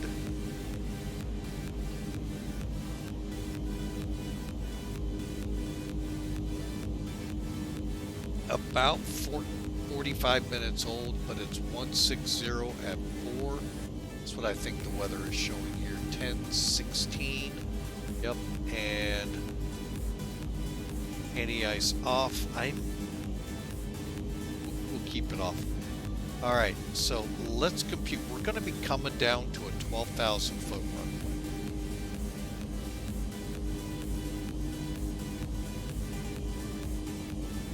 See, we've got 4,300. We're going to go ahead and leave it at low. I'm going to do a quick check over here.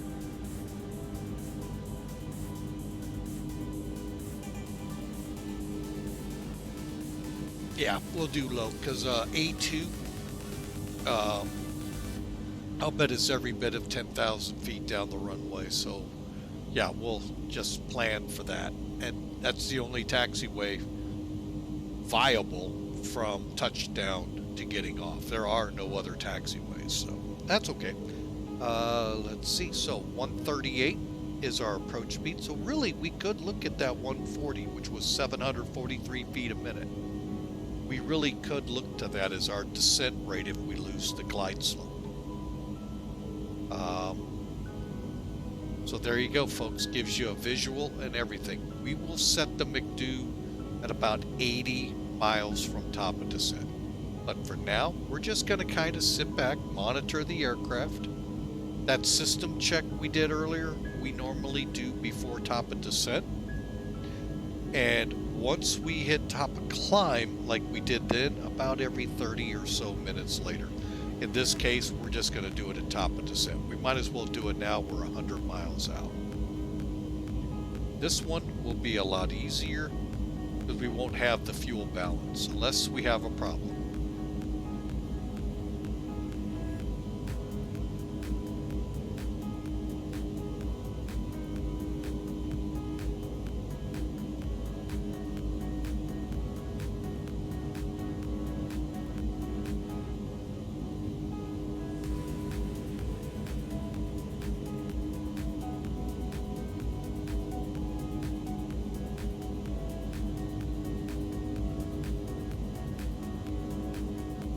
Okay, everything looks good. And like I said, we're getting close to plugging the data in, almost to a point of holding back just a little in order to freshen the weather up, if you will, data that we have out there.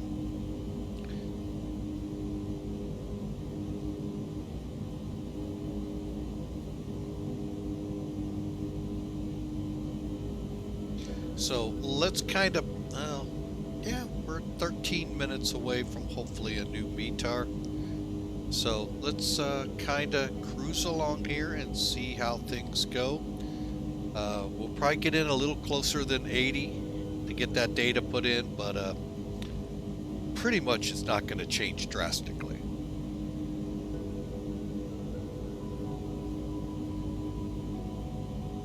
But folks, the chat room's wide open. Love to hear from you. You see the invite there for the Discord channel. Love to chat with y'all,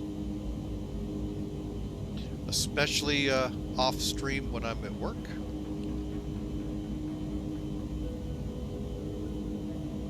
But anytime, folks.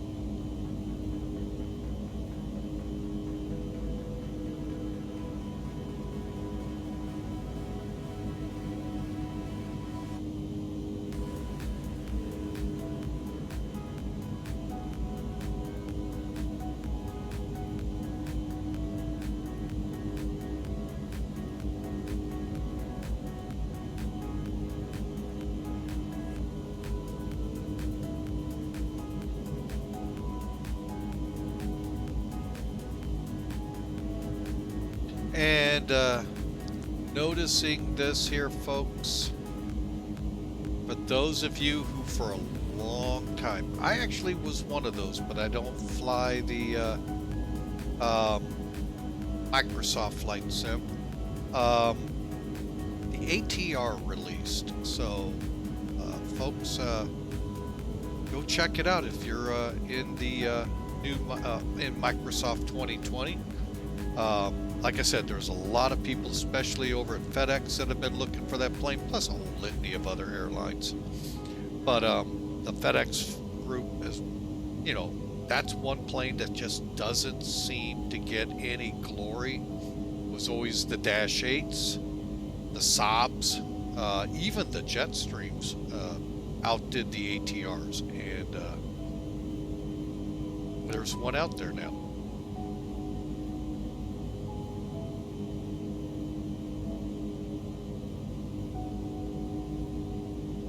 Pardon me, folks, my nose decided it wanted to interrupt here. All right, well, I'm going to go ahead and put the data in. If we have to update it, we'll update it. All right, so we're going to just do it the old-fashioned easy way. Right off of here. VTAR and everything's right here. So it's next phase, QNH 1016, I believe, is the actual number here. Now you could put 30 as you see here, but you have to do it 30.00 or 1016. Temperature 23. We show you that over here too.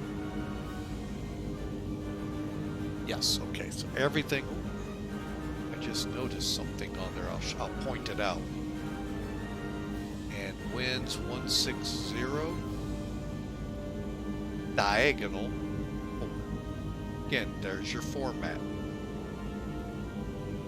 Transition level 5,000, let me double check the charts.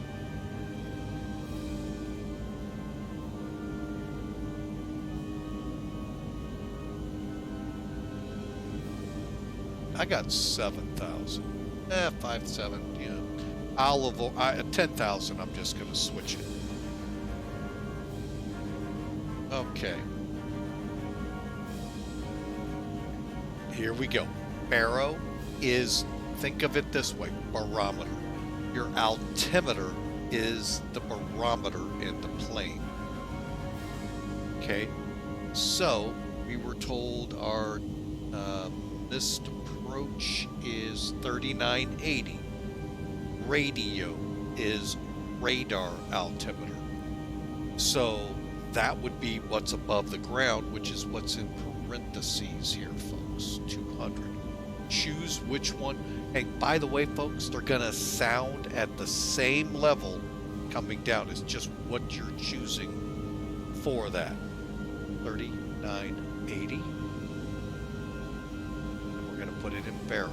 Now let me prove to you you can't have both. 100. See? It won't let you.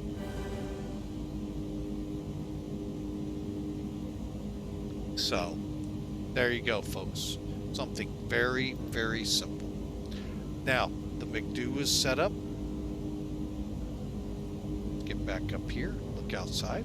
Look at the intertropical convergence. So, by the way, folks, we're just, if things haven't changed, a month away to the kickoff of the Atlantic hurricane season. Now, doesn't mean we're all of a sudden going to have all of these hurricanes. That just means we enter when they're more becoming very likely. Doesn't mean you're going to have them every day, folks. Look at history.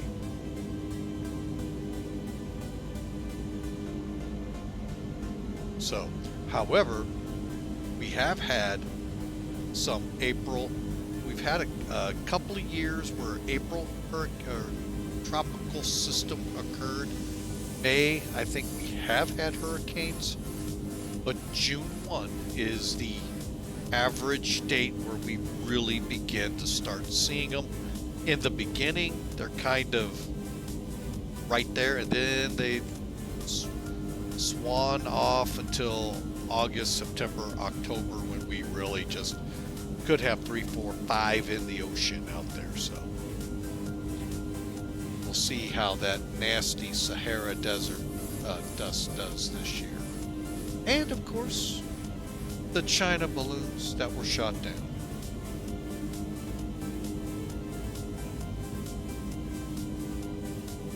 Now, the doom and gloomers who say it's global warming and man created it.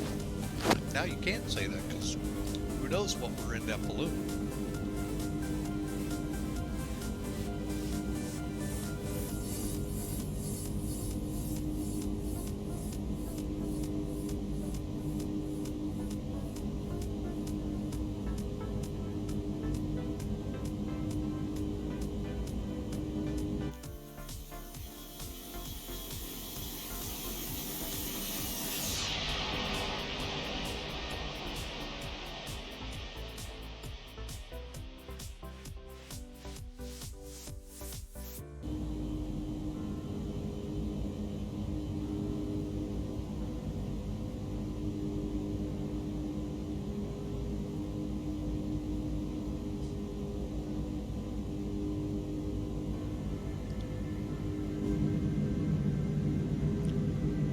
That looks really cool.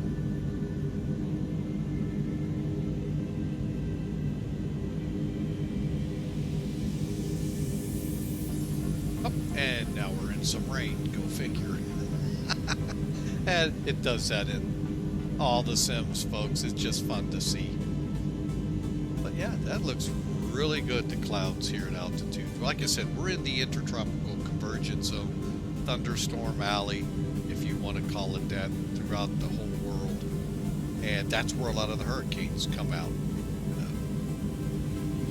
So we're in that zone right now over Africa.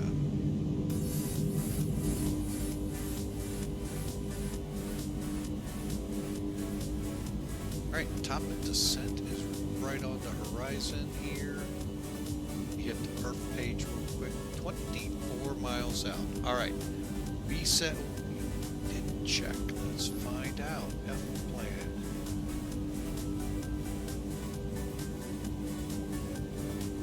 Okay, 15,000, 12,000, 10,000. Okay, so everything's good. Alright, so we're going down to 15,000.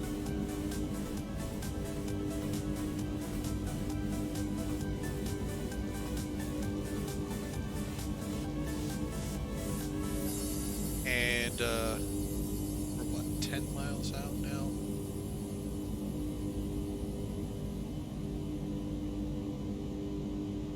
$17.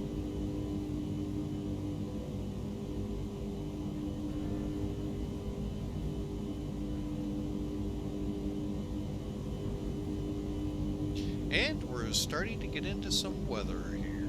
Let's take a look off the nose one more time. That was so cool.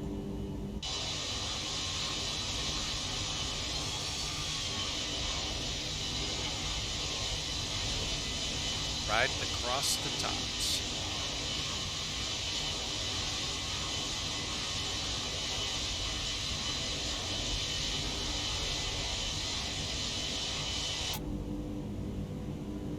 All right, we're going to go ahead and start our descent.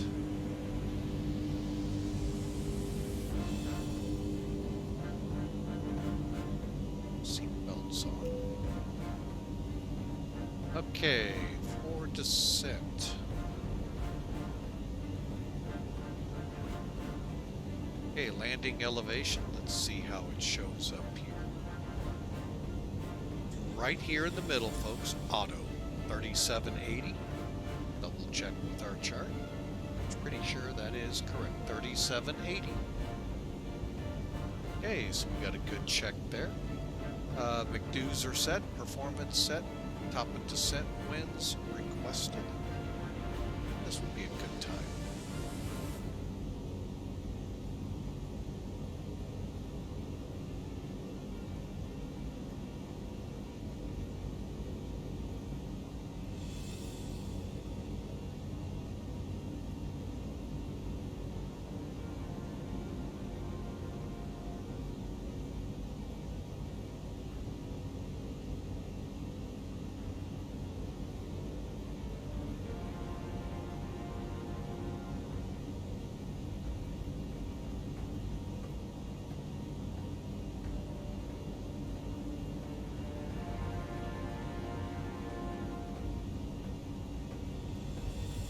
This is what I was looking for, folks. Here's where we can put in takeoff data, request, and all of that. So that was data.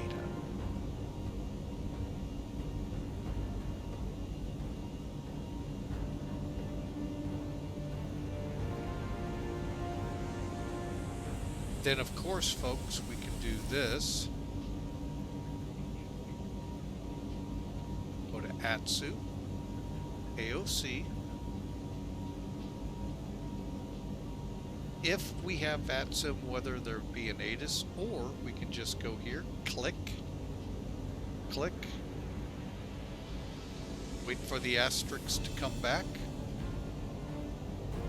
click return, and look at our received messages. Current time 8:02, so look for 8:02. There's our latest. Ooh, we got a little change. Let's do that. Next phase 1017.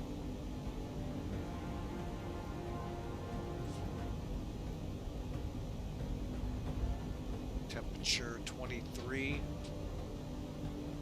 140. What did it say at 3? So calm wind. Thus, it's that infamous wind.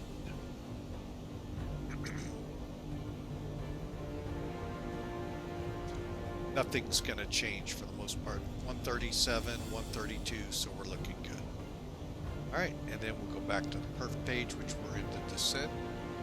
But again, there you go, and then I can actually print it something.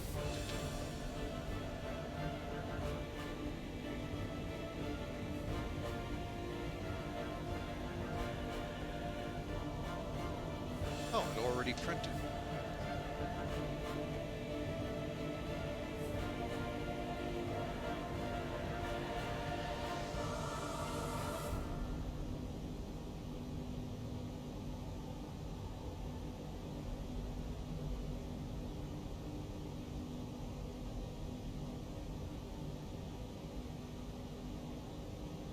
All right, so we do that, and that, and that.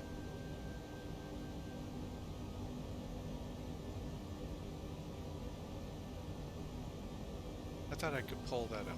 Oh well. All right, so we are descending through 29,000. And,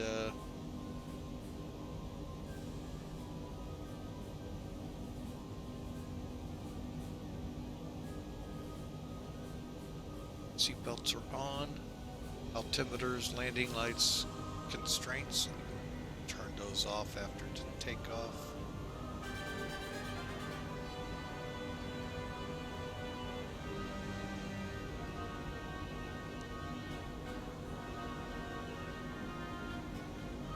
Okay, and we, I believe, are very close to that lake, but we're not going to see much of it because we've got a lot of clouds around us. Let's see what we can see. There's that lake. It is down below us.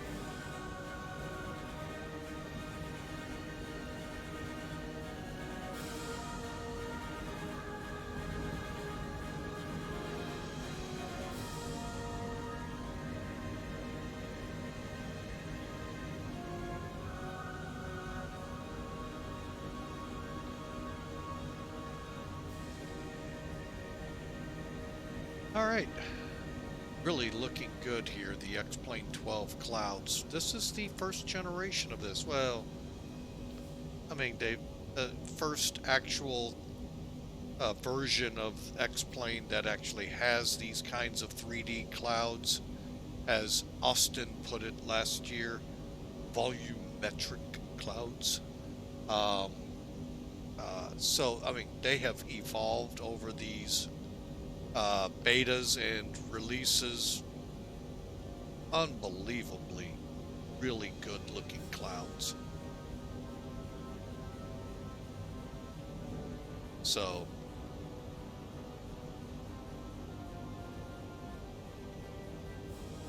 I know you real world pilots could go, well, that's not what they look like in real life. Yeah, but default is not bad. You want them to look like that, then you can pay for that. It's called Active Sky. But I don't know how that looks in 12. I as much as I would love to try it, I just think it's going to really hamper an already tough going sometimes on this sim. That's why I don't. Speaking of which, let's see. Right now we're doing pretty good. So,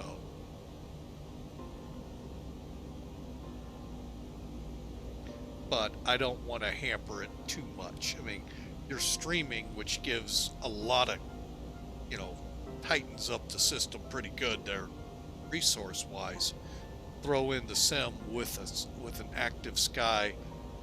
Enviro X is something I may look into. Got a couple videos I meant to try to watch yesterday, and things just were just enough where I didn't have time to look at them.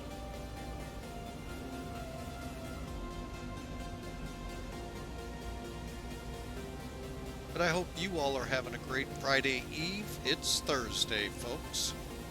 Be safe. Definitely want you to get through to Friday. I mean, you gotta make it to the end of the week. But no, seriously, folks, keep it safe out there. Love to see you around next week for the streams. Don't know what we're going to do yet. We still got to figure out tomorrow. Tomorrow's going to be a wild card day. Surprise, if we even can do a stream tomorrow. So, we'll see. So be ready possibly for a surprise. Well, if I do fly anything, it will not be announced what the aircraft is.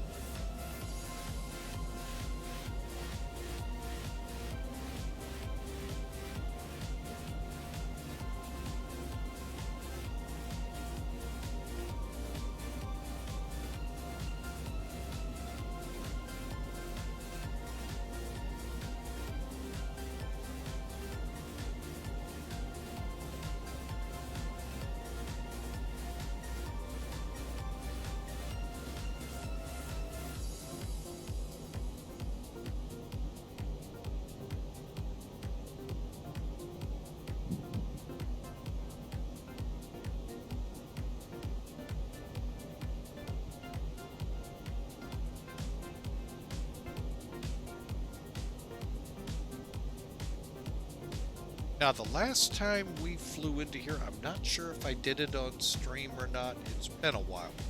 Was most likely on X-Plane 11 with the flight factor A320.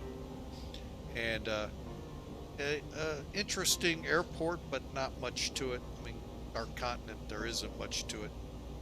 But we'll see what X-Plane 12 has done.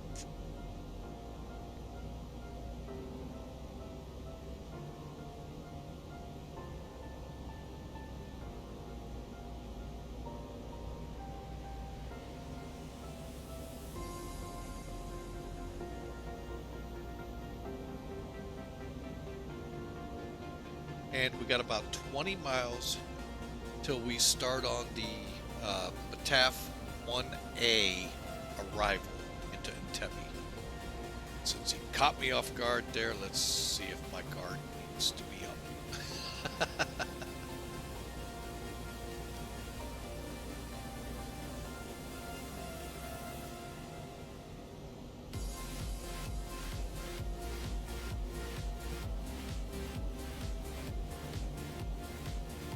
Okay, nope, nobody online. Okay, and so look.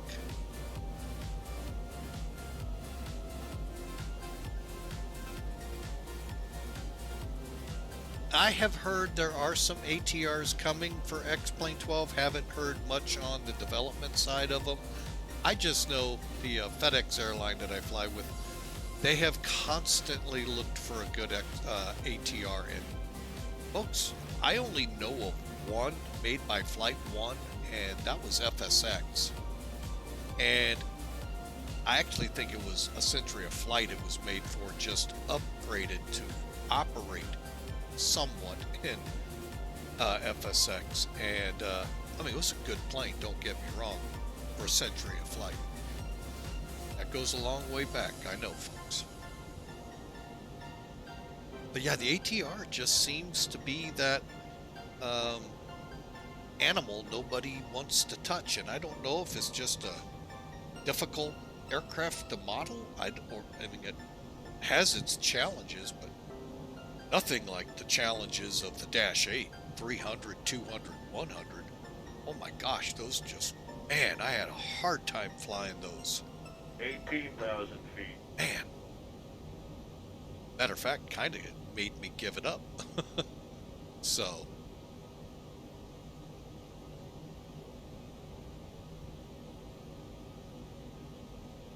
Alright, since we're starting on the approach here, I'm going to go ahead and kill the music here.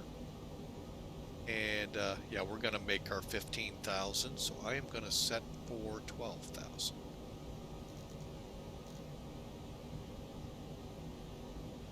That I am not certain we're going to make. But we have 10,000 at 121, so.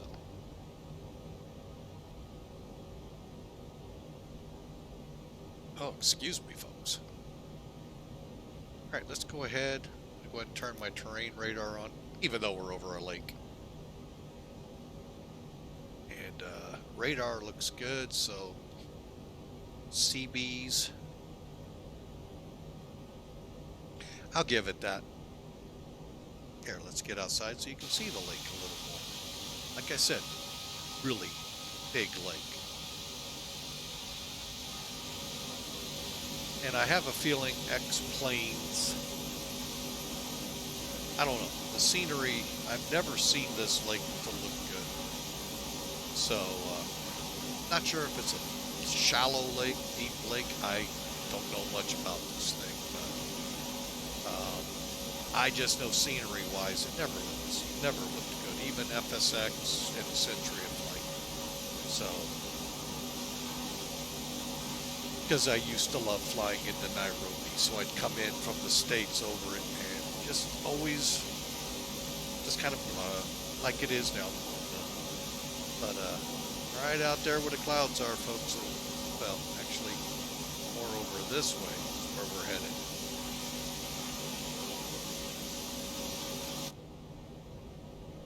Okay, and we're gonna make 12,000. How about that?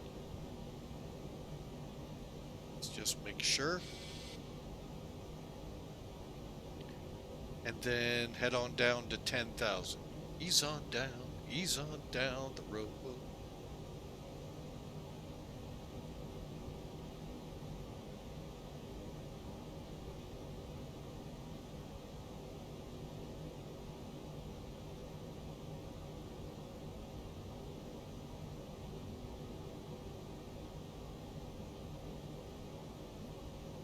Okay. Here comes 12,000. Like I said, I'm going to go ahead and hold it, then bring us on to 10,000 afterwards. So again, folks, if you've enjoyed the ride, albeit about 2 hours long so far, hey, I'd love you to smash follow so we can see you on future trips. If you're over there on YouTube watching these videos, hey, smash subscribe, ring that bell so that way you know when the next video will arrive. Or will be out, I should say. Not when it'll arrive, it'll be out. Also, down at the bottom there, you'll see a link to our Twitch page. Head over to it. Check out the About page and see when we fly live. Love to have you here. Love to meet, greet you, and welcome you into the family here at Flying with Mike. And you can see how things go in the live stream. And sometimes it's kind of a rocky ride. And you can watch the landings instead of in replay in live and go, you're doing that wrong. I would appreciate that. Because that's the only way we learn, folks. All right, I'm going to go ahead and set 10,000 up. It's going to ease on down. But keep that up. Let's get into the checklist because we're getting ready to be on a very extended downwind. All right.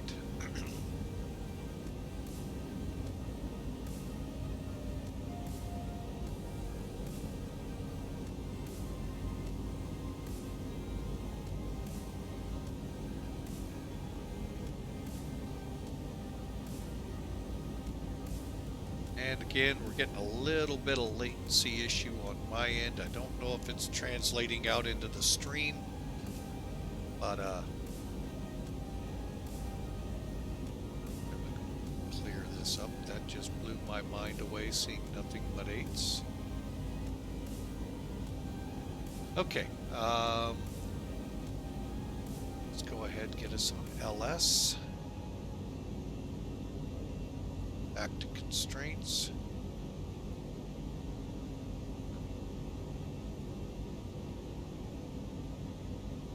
As I get wrapped up in my headset's cord.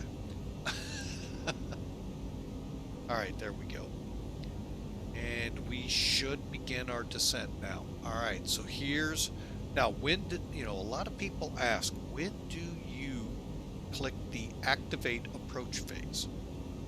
When I take over the speed, folks, that's when I activate it. I'll be taking it over here, somewhere on this downwind leg here. And then we'll kick over for the arrival. So, probably in the next 5-10 minutes, we should be definitely either on the, automatically on it, or,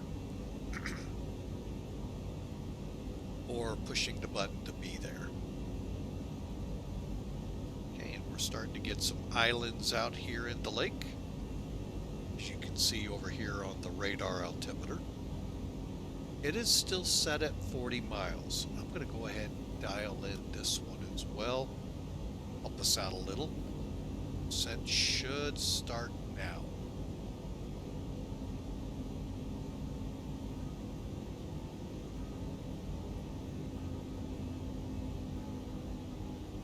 And again, folks, we're coming into Entebbe, Uganda. And if you're looking for the ICAO for it, you don't see it down below. It's Hotel Echo Uniform November. Look it up, folks. Interesting history occurred there back in the 70s. Yeah. All right, and we'll hold at 10,000 because we got to be at 10,000 up here on the Ethical, I think it's called. Then we start down to 7,900 feet. Airport elevations, 3,780 feet.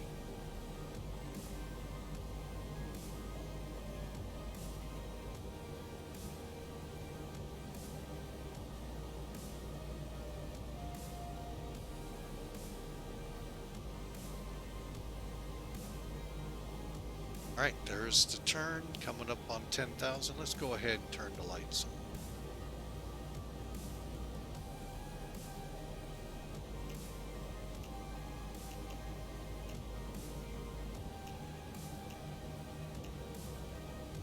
Okay, and hear that? That's what I heard at her mother's grave. And oh wow, that's actually kind of a spooky sound. Doesn't help to be in a graveyard on top of it, but it just, I could see that at night really playing with someone in there. But that noise, yeah, came from an Airbus flying overhead into Lambert. Or so that's what my dad said.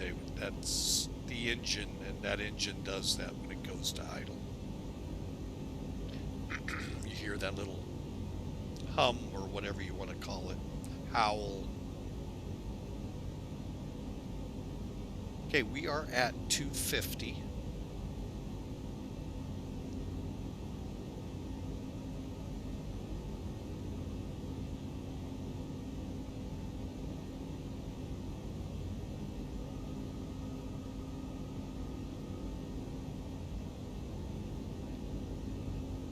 Now you can see we're starting to find the shoreline again. See it out here. But I'm not showing any precipitation.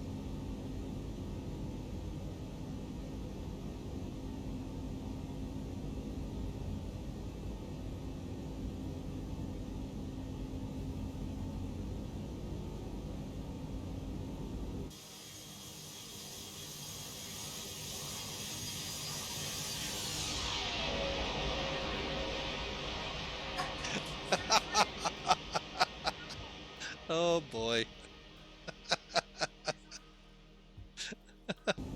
Oh, dog. Dog really cracks me up sometimes.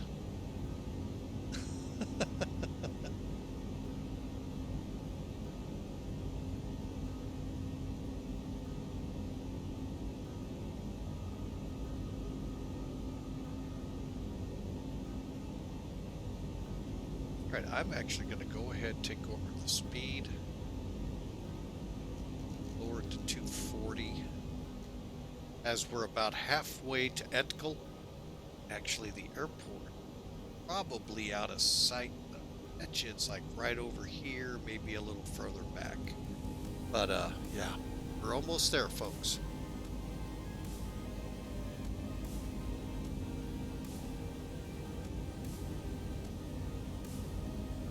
All right, let's flight attendants prepare the cabin for arrival.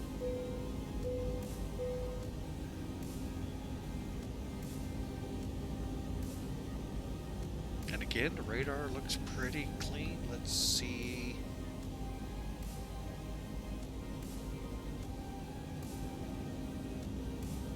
I mean, I know the interface really isn't there, folks. I mean, when it is, though, it's pretty neat to see, but a lot of times it's just not fully, in place. Active Sky that I keep talking about comes with a radar that you can pull up. And I think in a lot of aircraft it integrates to it. But again, don't have it, can't really definitively say yay or nay on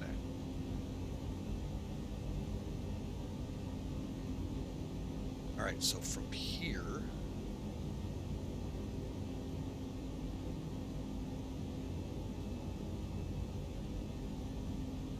$7,700. So we'll set that up here as we get ready to cross Int'l, and then and then begin our descent along the track over to Avoli, and then on to the localizer.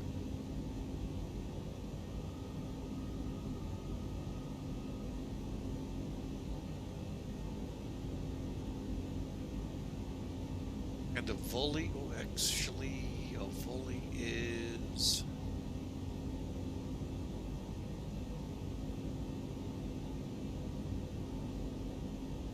12-mile final, I believe.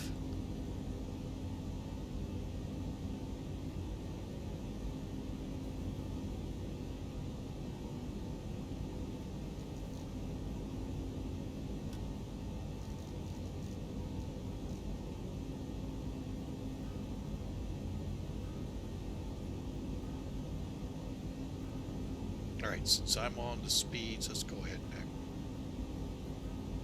The reason I say that, folks, if you don't, the aircraft will slow to this speed right here, F equals, and it will go from there.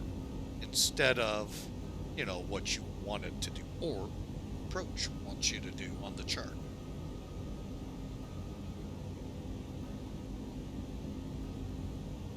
And also, folks, if you're into it, YouTube has a bunch of confrontations, verbal, of ATC and pilots, real world, not the VATSIM stuff. Some of it's fun. There was a JetBlue and New York approach controller. It was really interesting.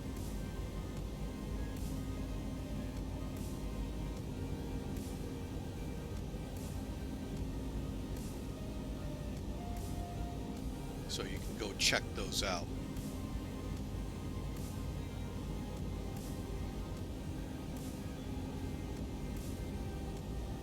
Alright, we're about to round the corner here. There we go. Go ahead and punch us into the descent.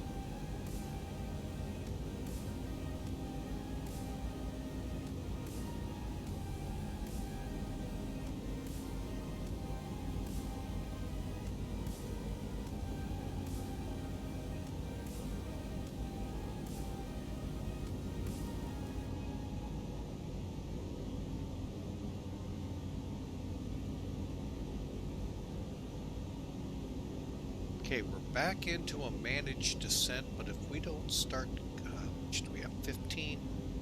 There she starts going down.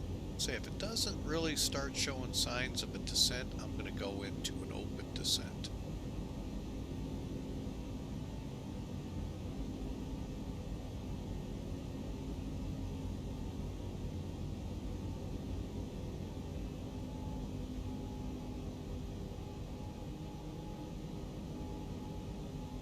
Okay, there we go. Yeah, we're...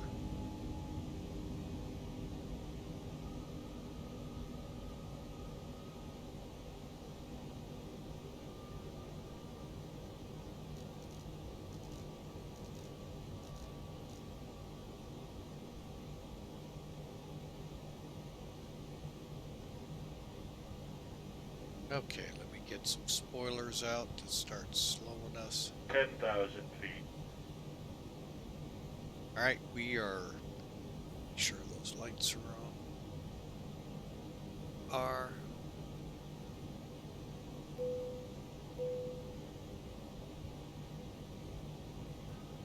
auto brakes low. It's on.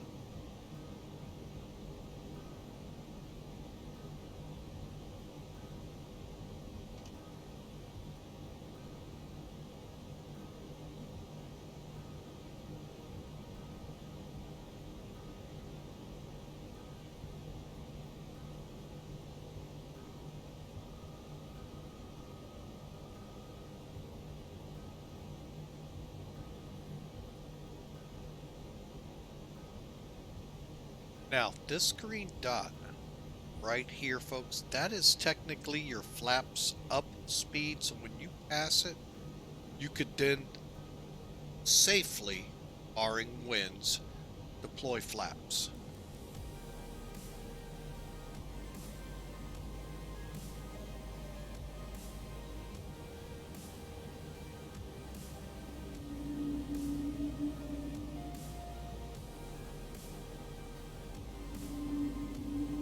Hear that howl?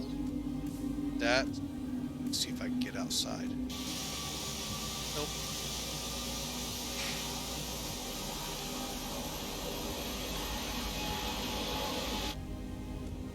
Okay, we're coming up, about ready to round the curve.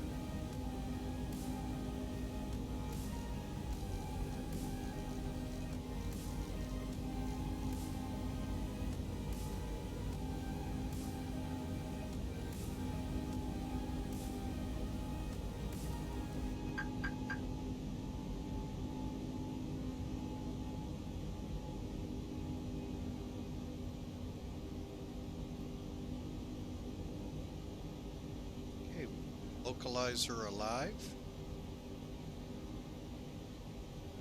Time to slow to 180.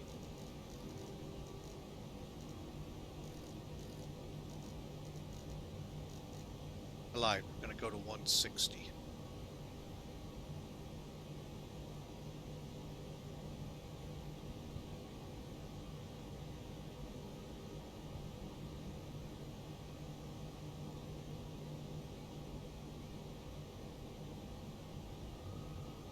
Got a feeling it's right out in here. We're looking for that runway. Flaps 1.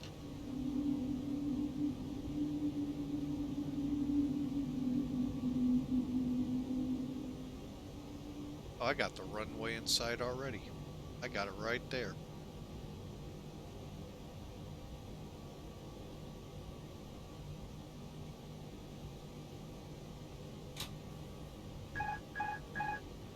Got it, folks. I'm taking the plane.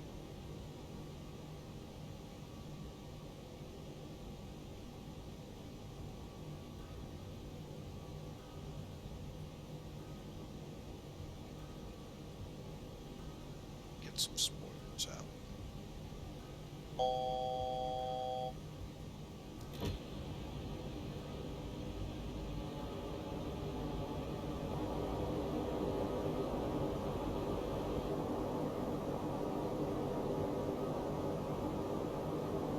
Gear down. 2500.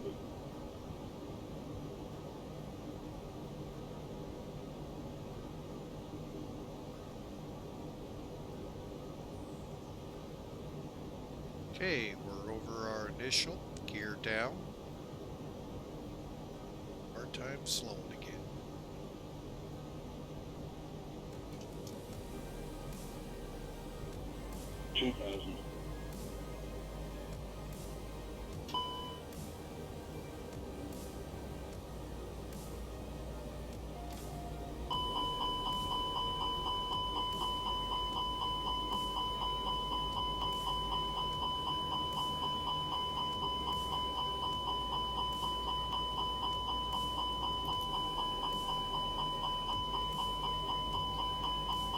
This thing just does never want to slow down. Okay, we're going to go ahead and go around.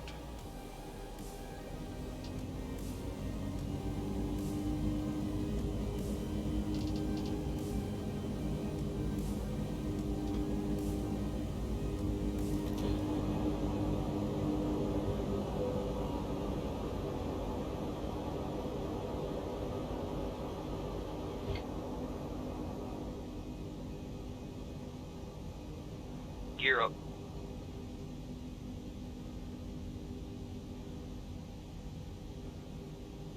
Okay, we'll go around, try it again.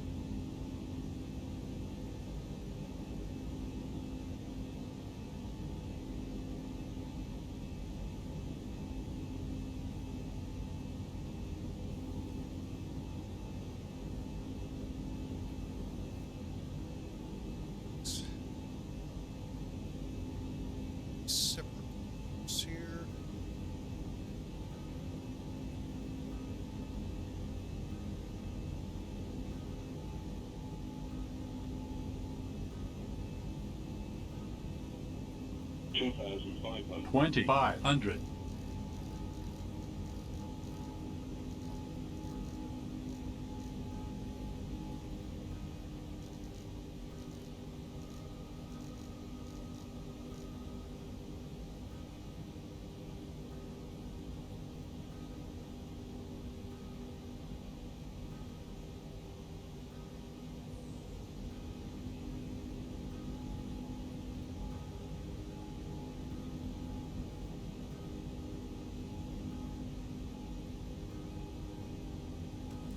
Okay.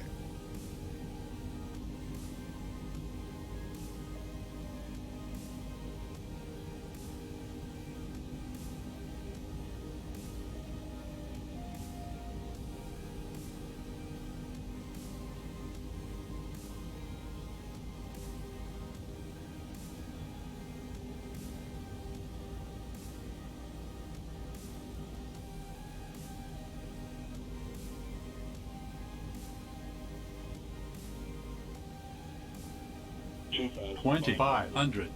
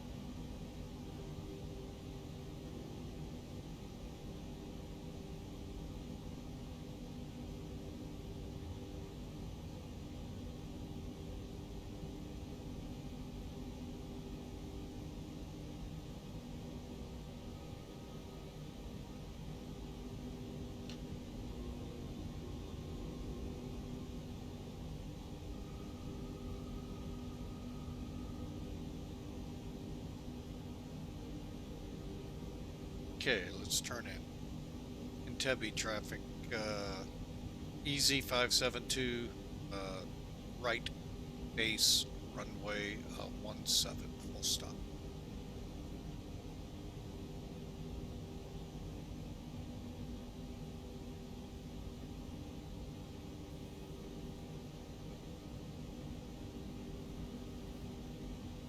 $2,500.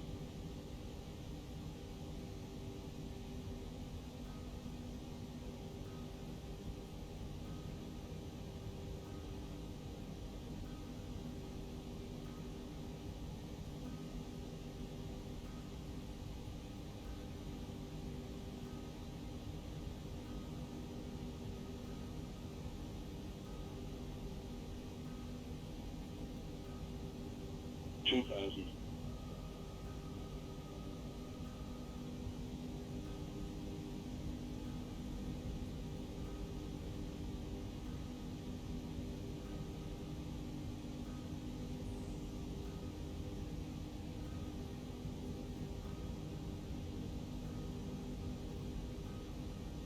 Spoilers armed.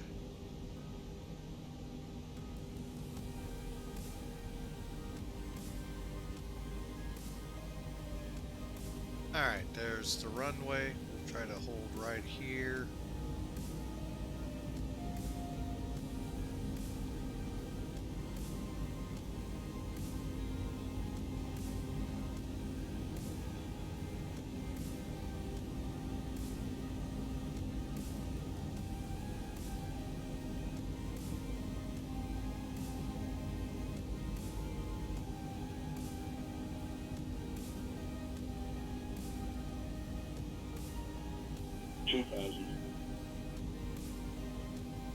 Entebbe traffic, EZ572, final 17.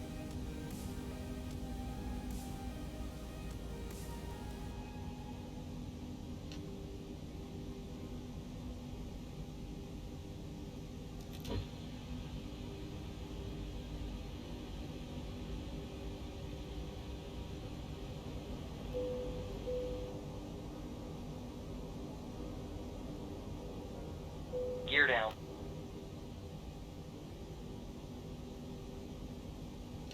Hey, flaps are full, gears down. I think we got it this time. A little high, but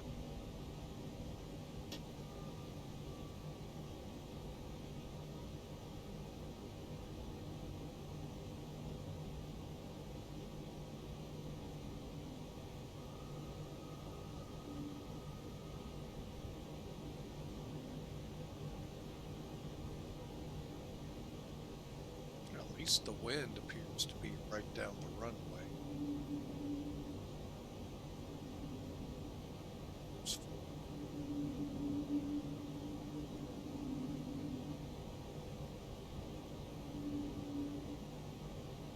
$1,000. 1,000.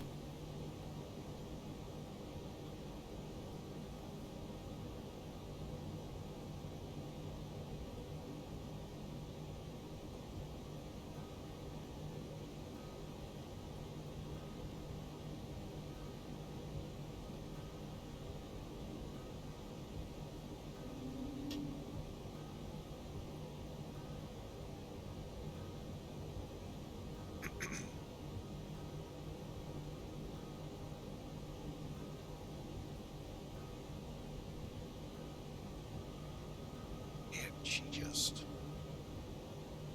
500. 500. Sink rate. 100 Sink above. rate. 400. Full Minimum. 300. Full up.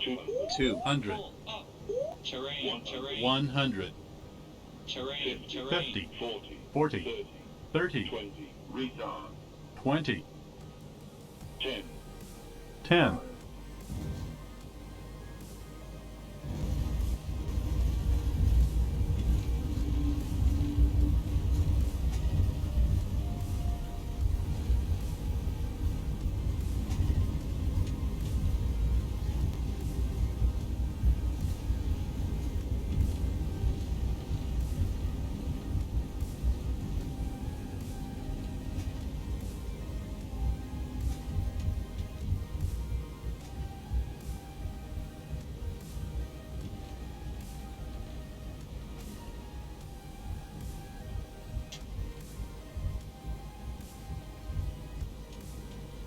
Alright folks, welcome to Entebbe. I don't know how it just kept wanting to climb. Almost had to do a second go.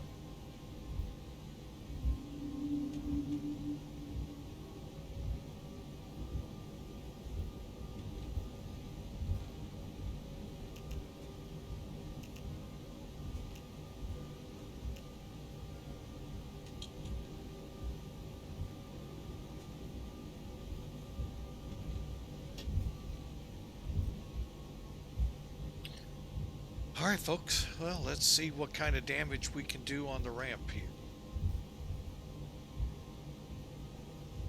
Gotta remember park.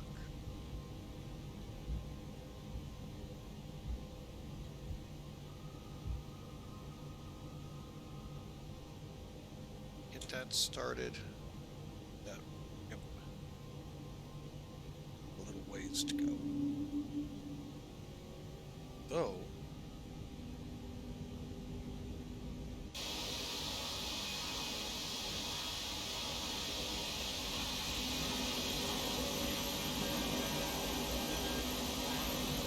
okay, I just don't remember seeing that coming in. It's the turn.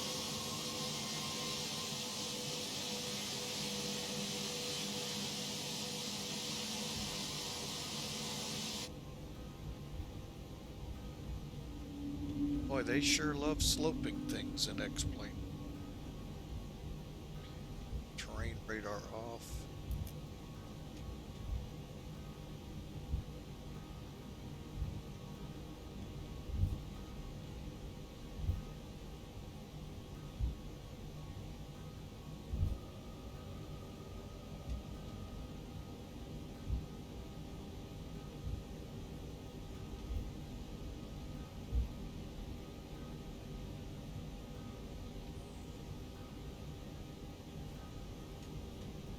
Alright, so APU is up and running. Terrain's out, brake temps look... Oh, they're warm. try to stay off of me until we crest.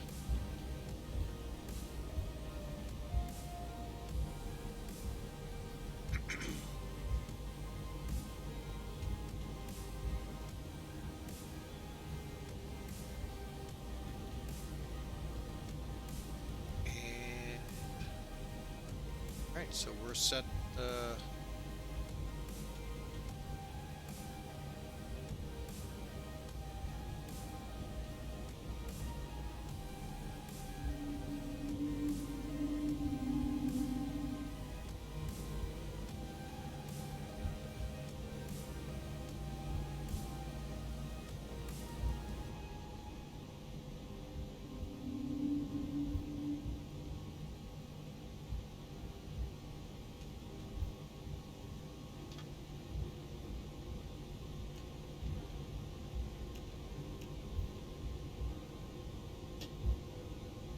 Kind of easing it on in here, folks, with hot brakes, so they don't look too bad, but they still take time, and if I have to hit the brakes any times, that just makes it that much harder.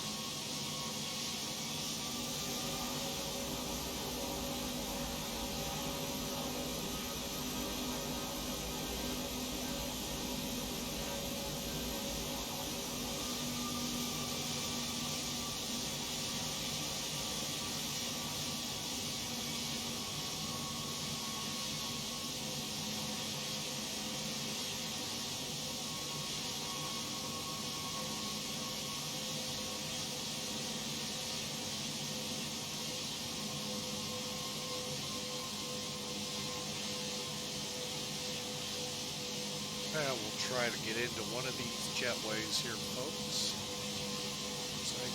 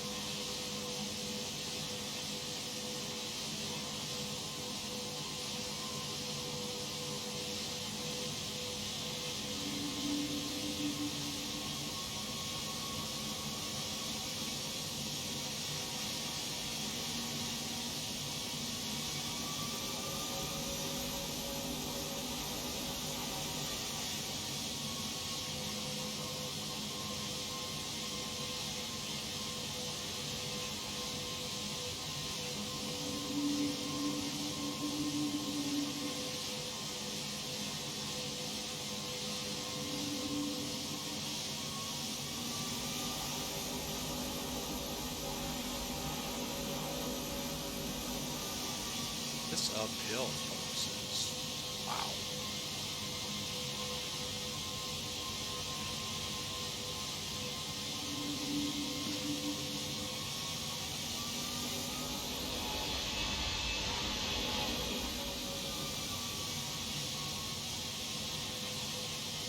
Alright, we're going to call it into blocks here. Alright, and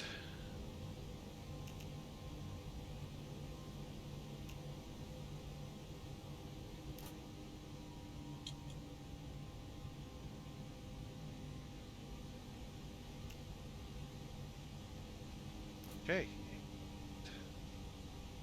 Make sure everything's set.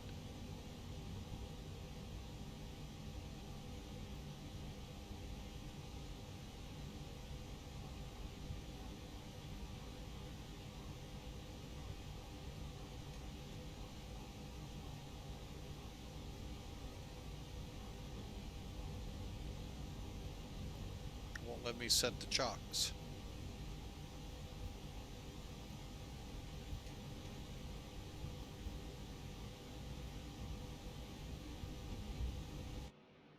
Oh, that's why. Holy mackerel. How about that, folks? The parking brake won't even hold.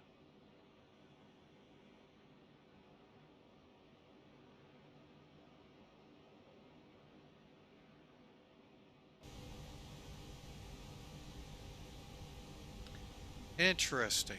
All right, well, we're still rolling.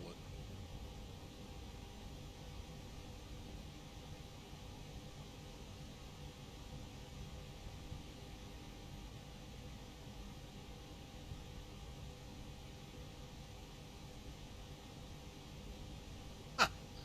That'll be a first here, folks. Okay, well, I think we're stopped, hopefully. Never know what to expect here, folks. There we go. Alright, so we're on external power in that. Okay. Our stop for sure now. Okay, let me end this with Mac Air real quick.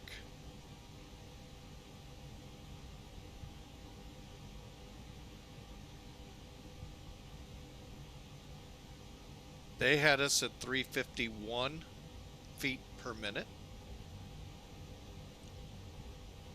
And as y'all know, I do like to check that it did record. Bear with me 2 seconds here. 1 and 2. Yes, it recorded. Alright. So, wow. Now, that I did not expect, folks. Roll halfway back. Wow. Oh, well. Well, they're going to have to tow us up. All right. So, well, we're going to call it here, folks. Actually, we'll just take that, leave it off. Let's take a look at Sim Toolkit real quick. They had us at 468, so we're still rough on the landing. We're going to have to look and see what we are doing wrong. Well, I know some of the problems we had. This plane just would not want to let me fly it. So, what you doing?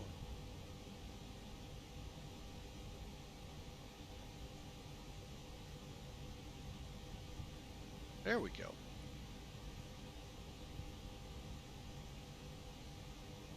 I am just clicking everything wrong right now, folks. I bet you I wouldn't be surprised if we're in the lake right now. Alright, so looking here, folks, you can see this is all up here. Landing wise, we did pretty good. 2,100 feet down the runway. Could have been better. 1,500 feet's where they have the landing aiming points set at.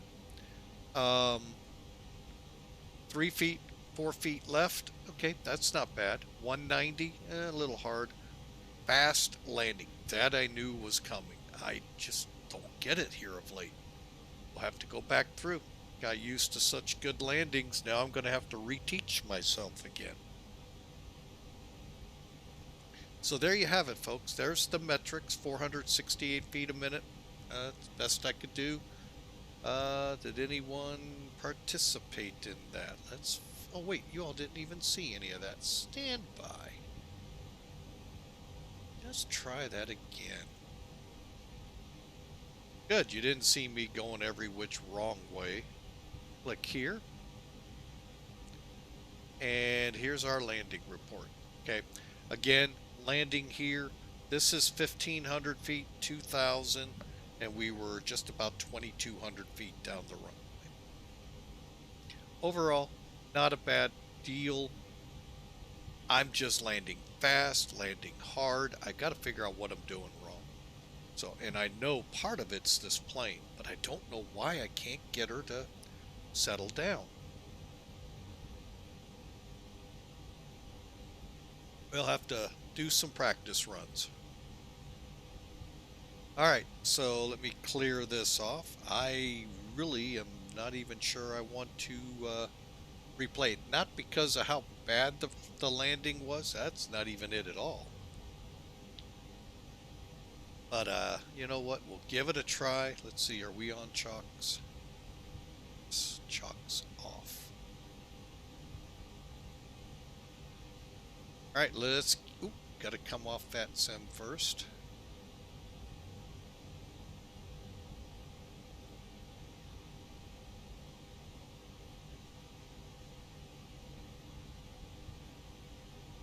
Just want to check something real quick. What the heck?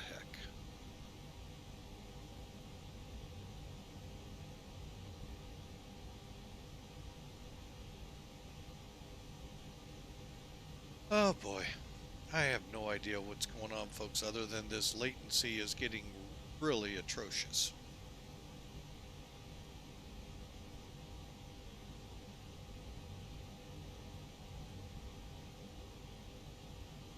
Alright, let's try again.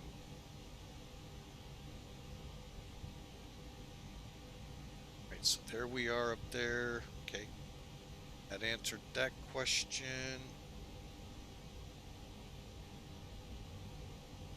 Alright, I am going to be totally honest with you folks. I don't know if this is going to go into reverse. We'll try. Before I try, turn that off. Let's just see what happens.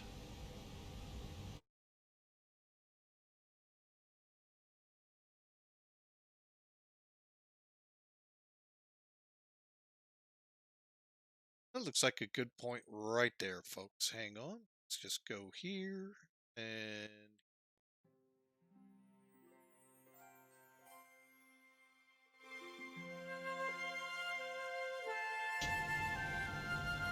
again, we got high right here.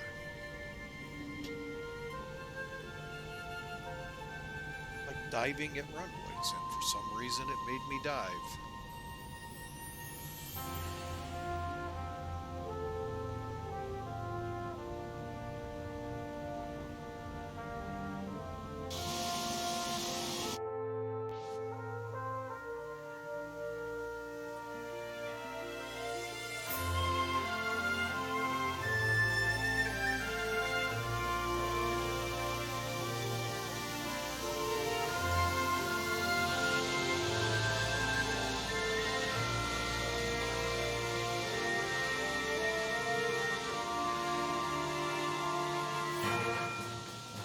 Other than that dive there, I get it.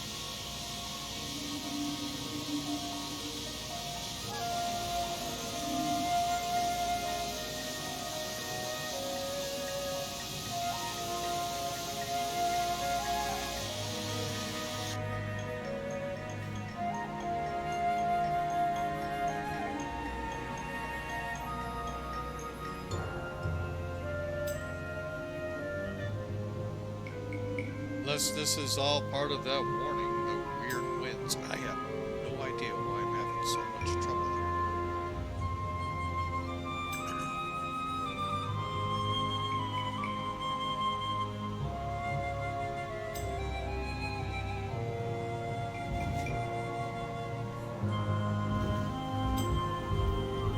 That's a pretty rough landing in my boat.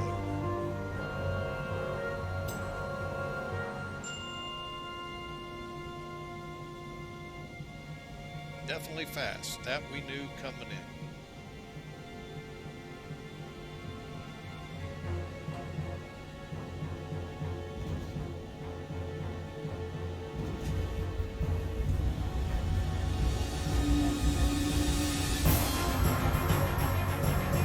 Alright folks, let's see if, I know the tower will say it's here. Give it a shot. What the heck?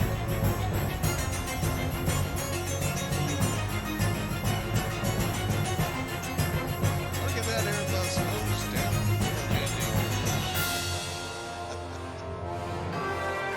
I'm not sure what this tower is.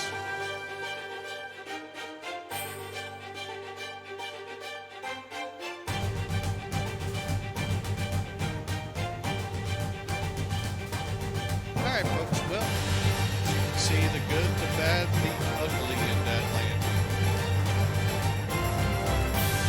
You can see right there I flared too late. But I was also fast. Alright folks, well, like I said, you can't have it always good every time. You can only wish for that. And where the heck did it spot us? Oh, in the grass. Where we left it. Yeah, we don't know that either, folks, so who knows what's going on with it. Anyway, folks, it's been fun. Great time flying this African tour with Mac Air. I think I'm about the halfway point on the first one. So thanks for flying along with us. Thank you for being a part of Flying with Mike, supporting us, even if all it is just to show up and fun with us. So folks, I think after that, we all need to head to the bar and kiss the ground as we get up. Y'all have a grand day. God bless you all. We'll see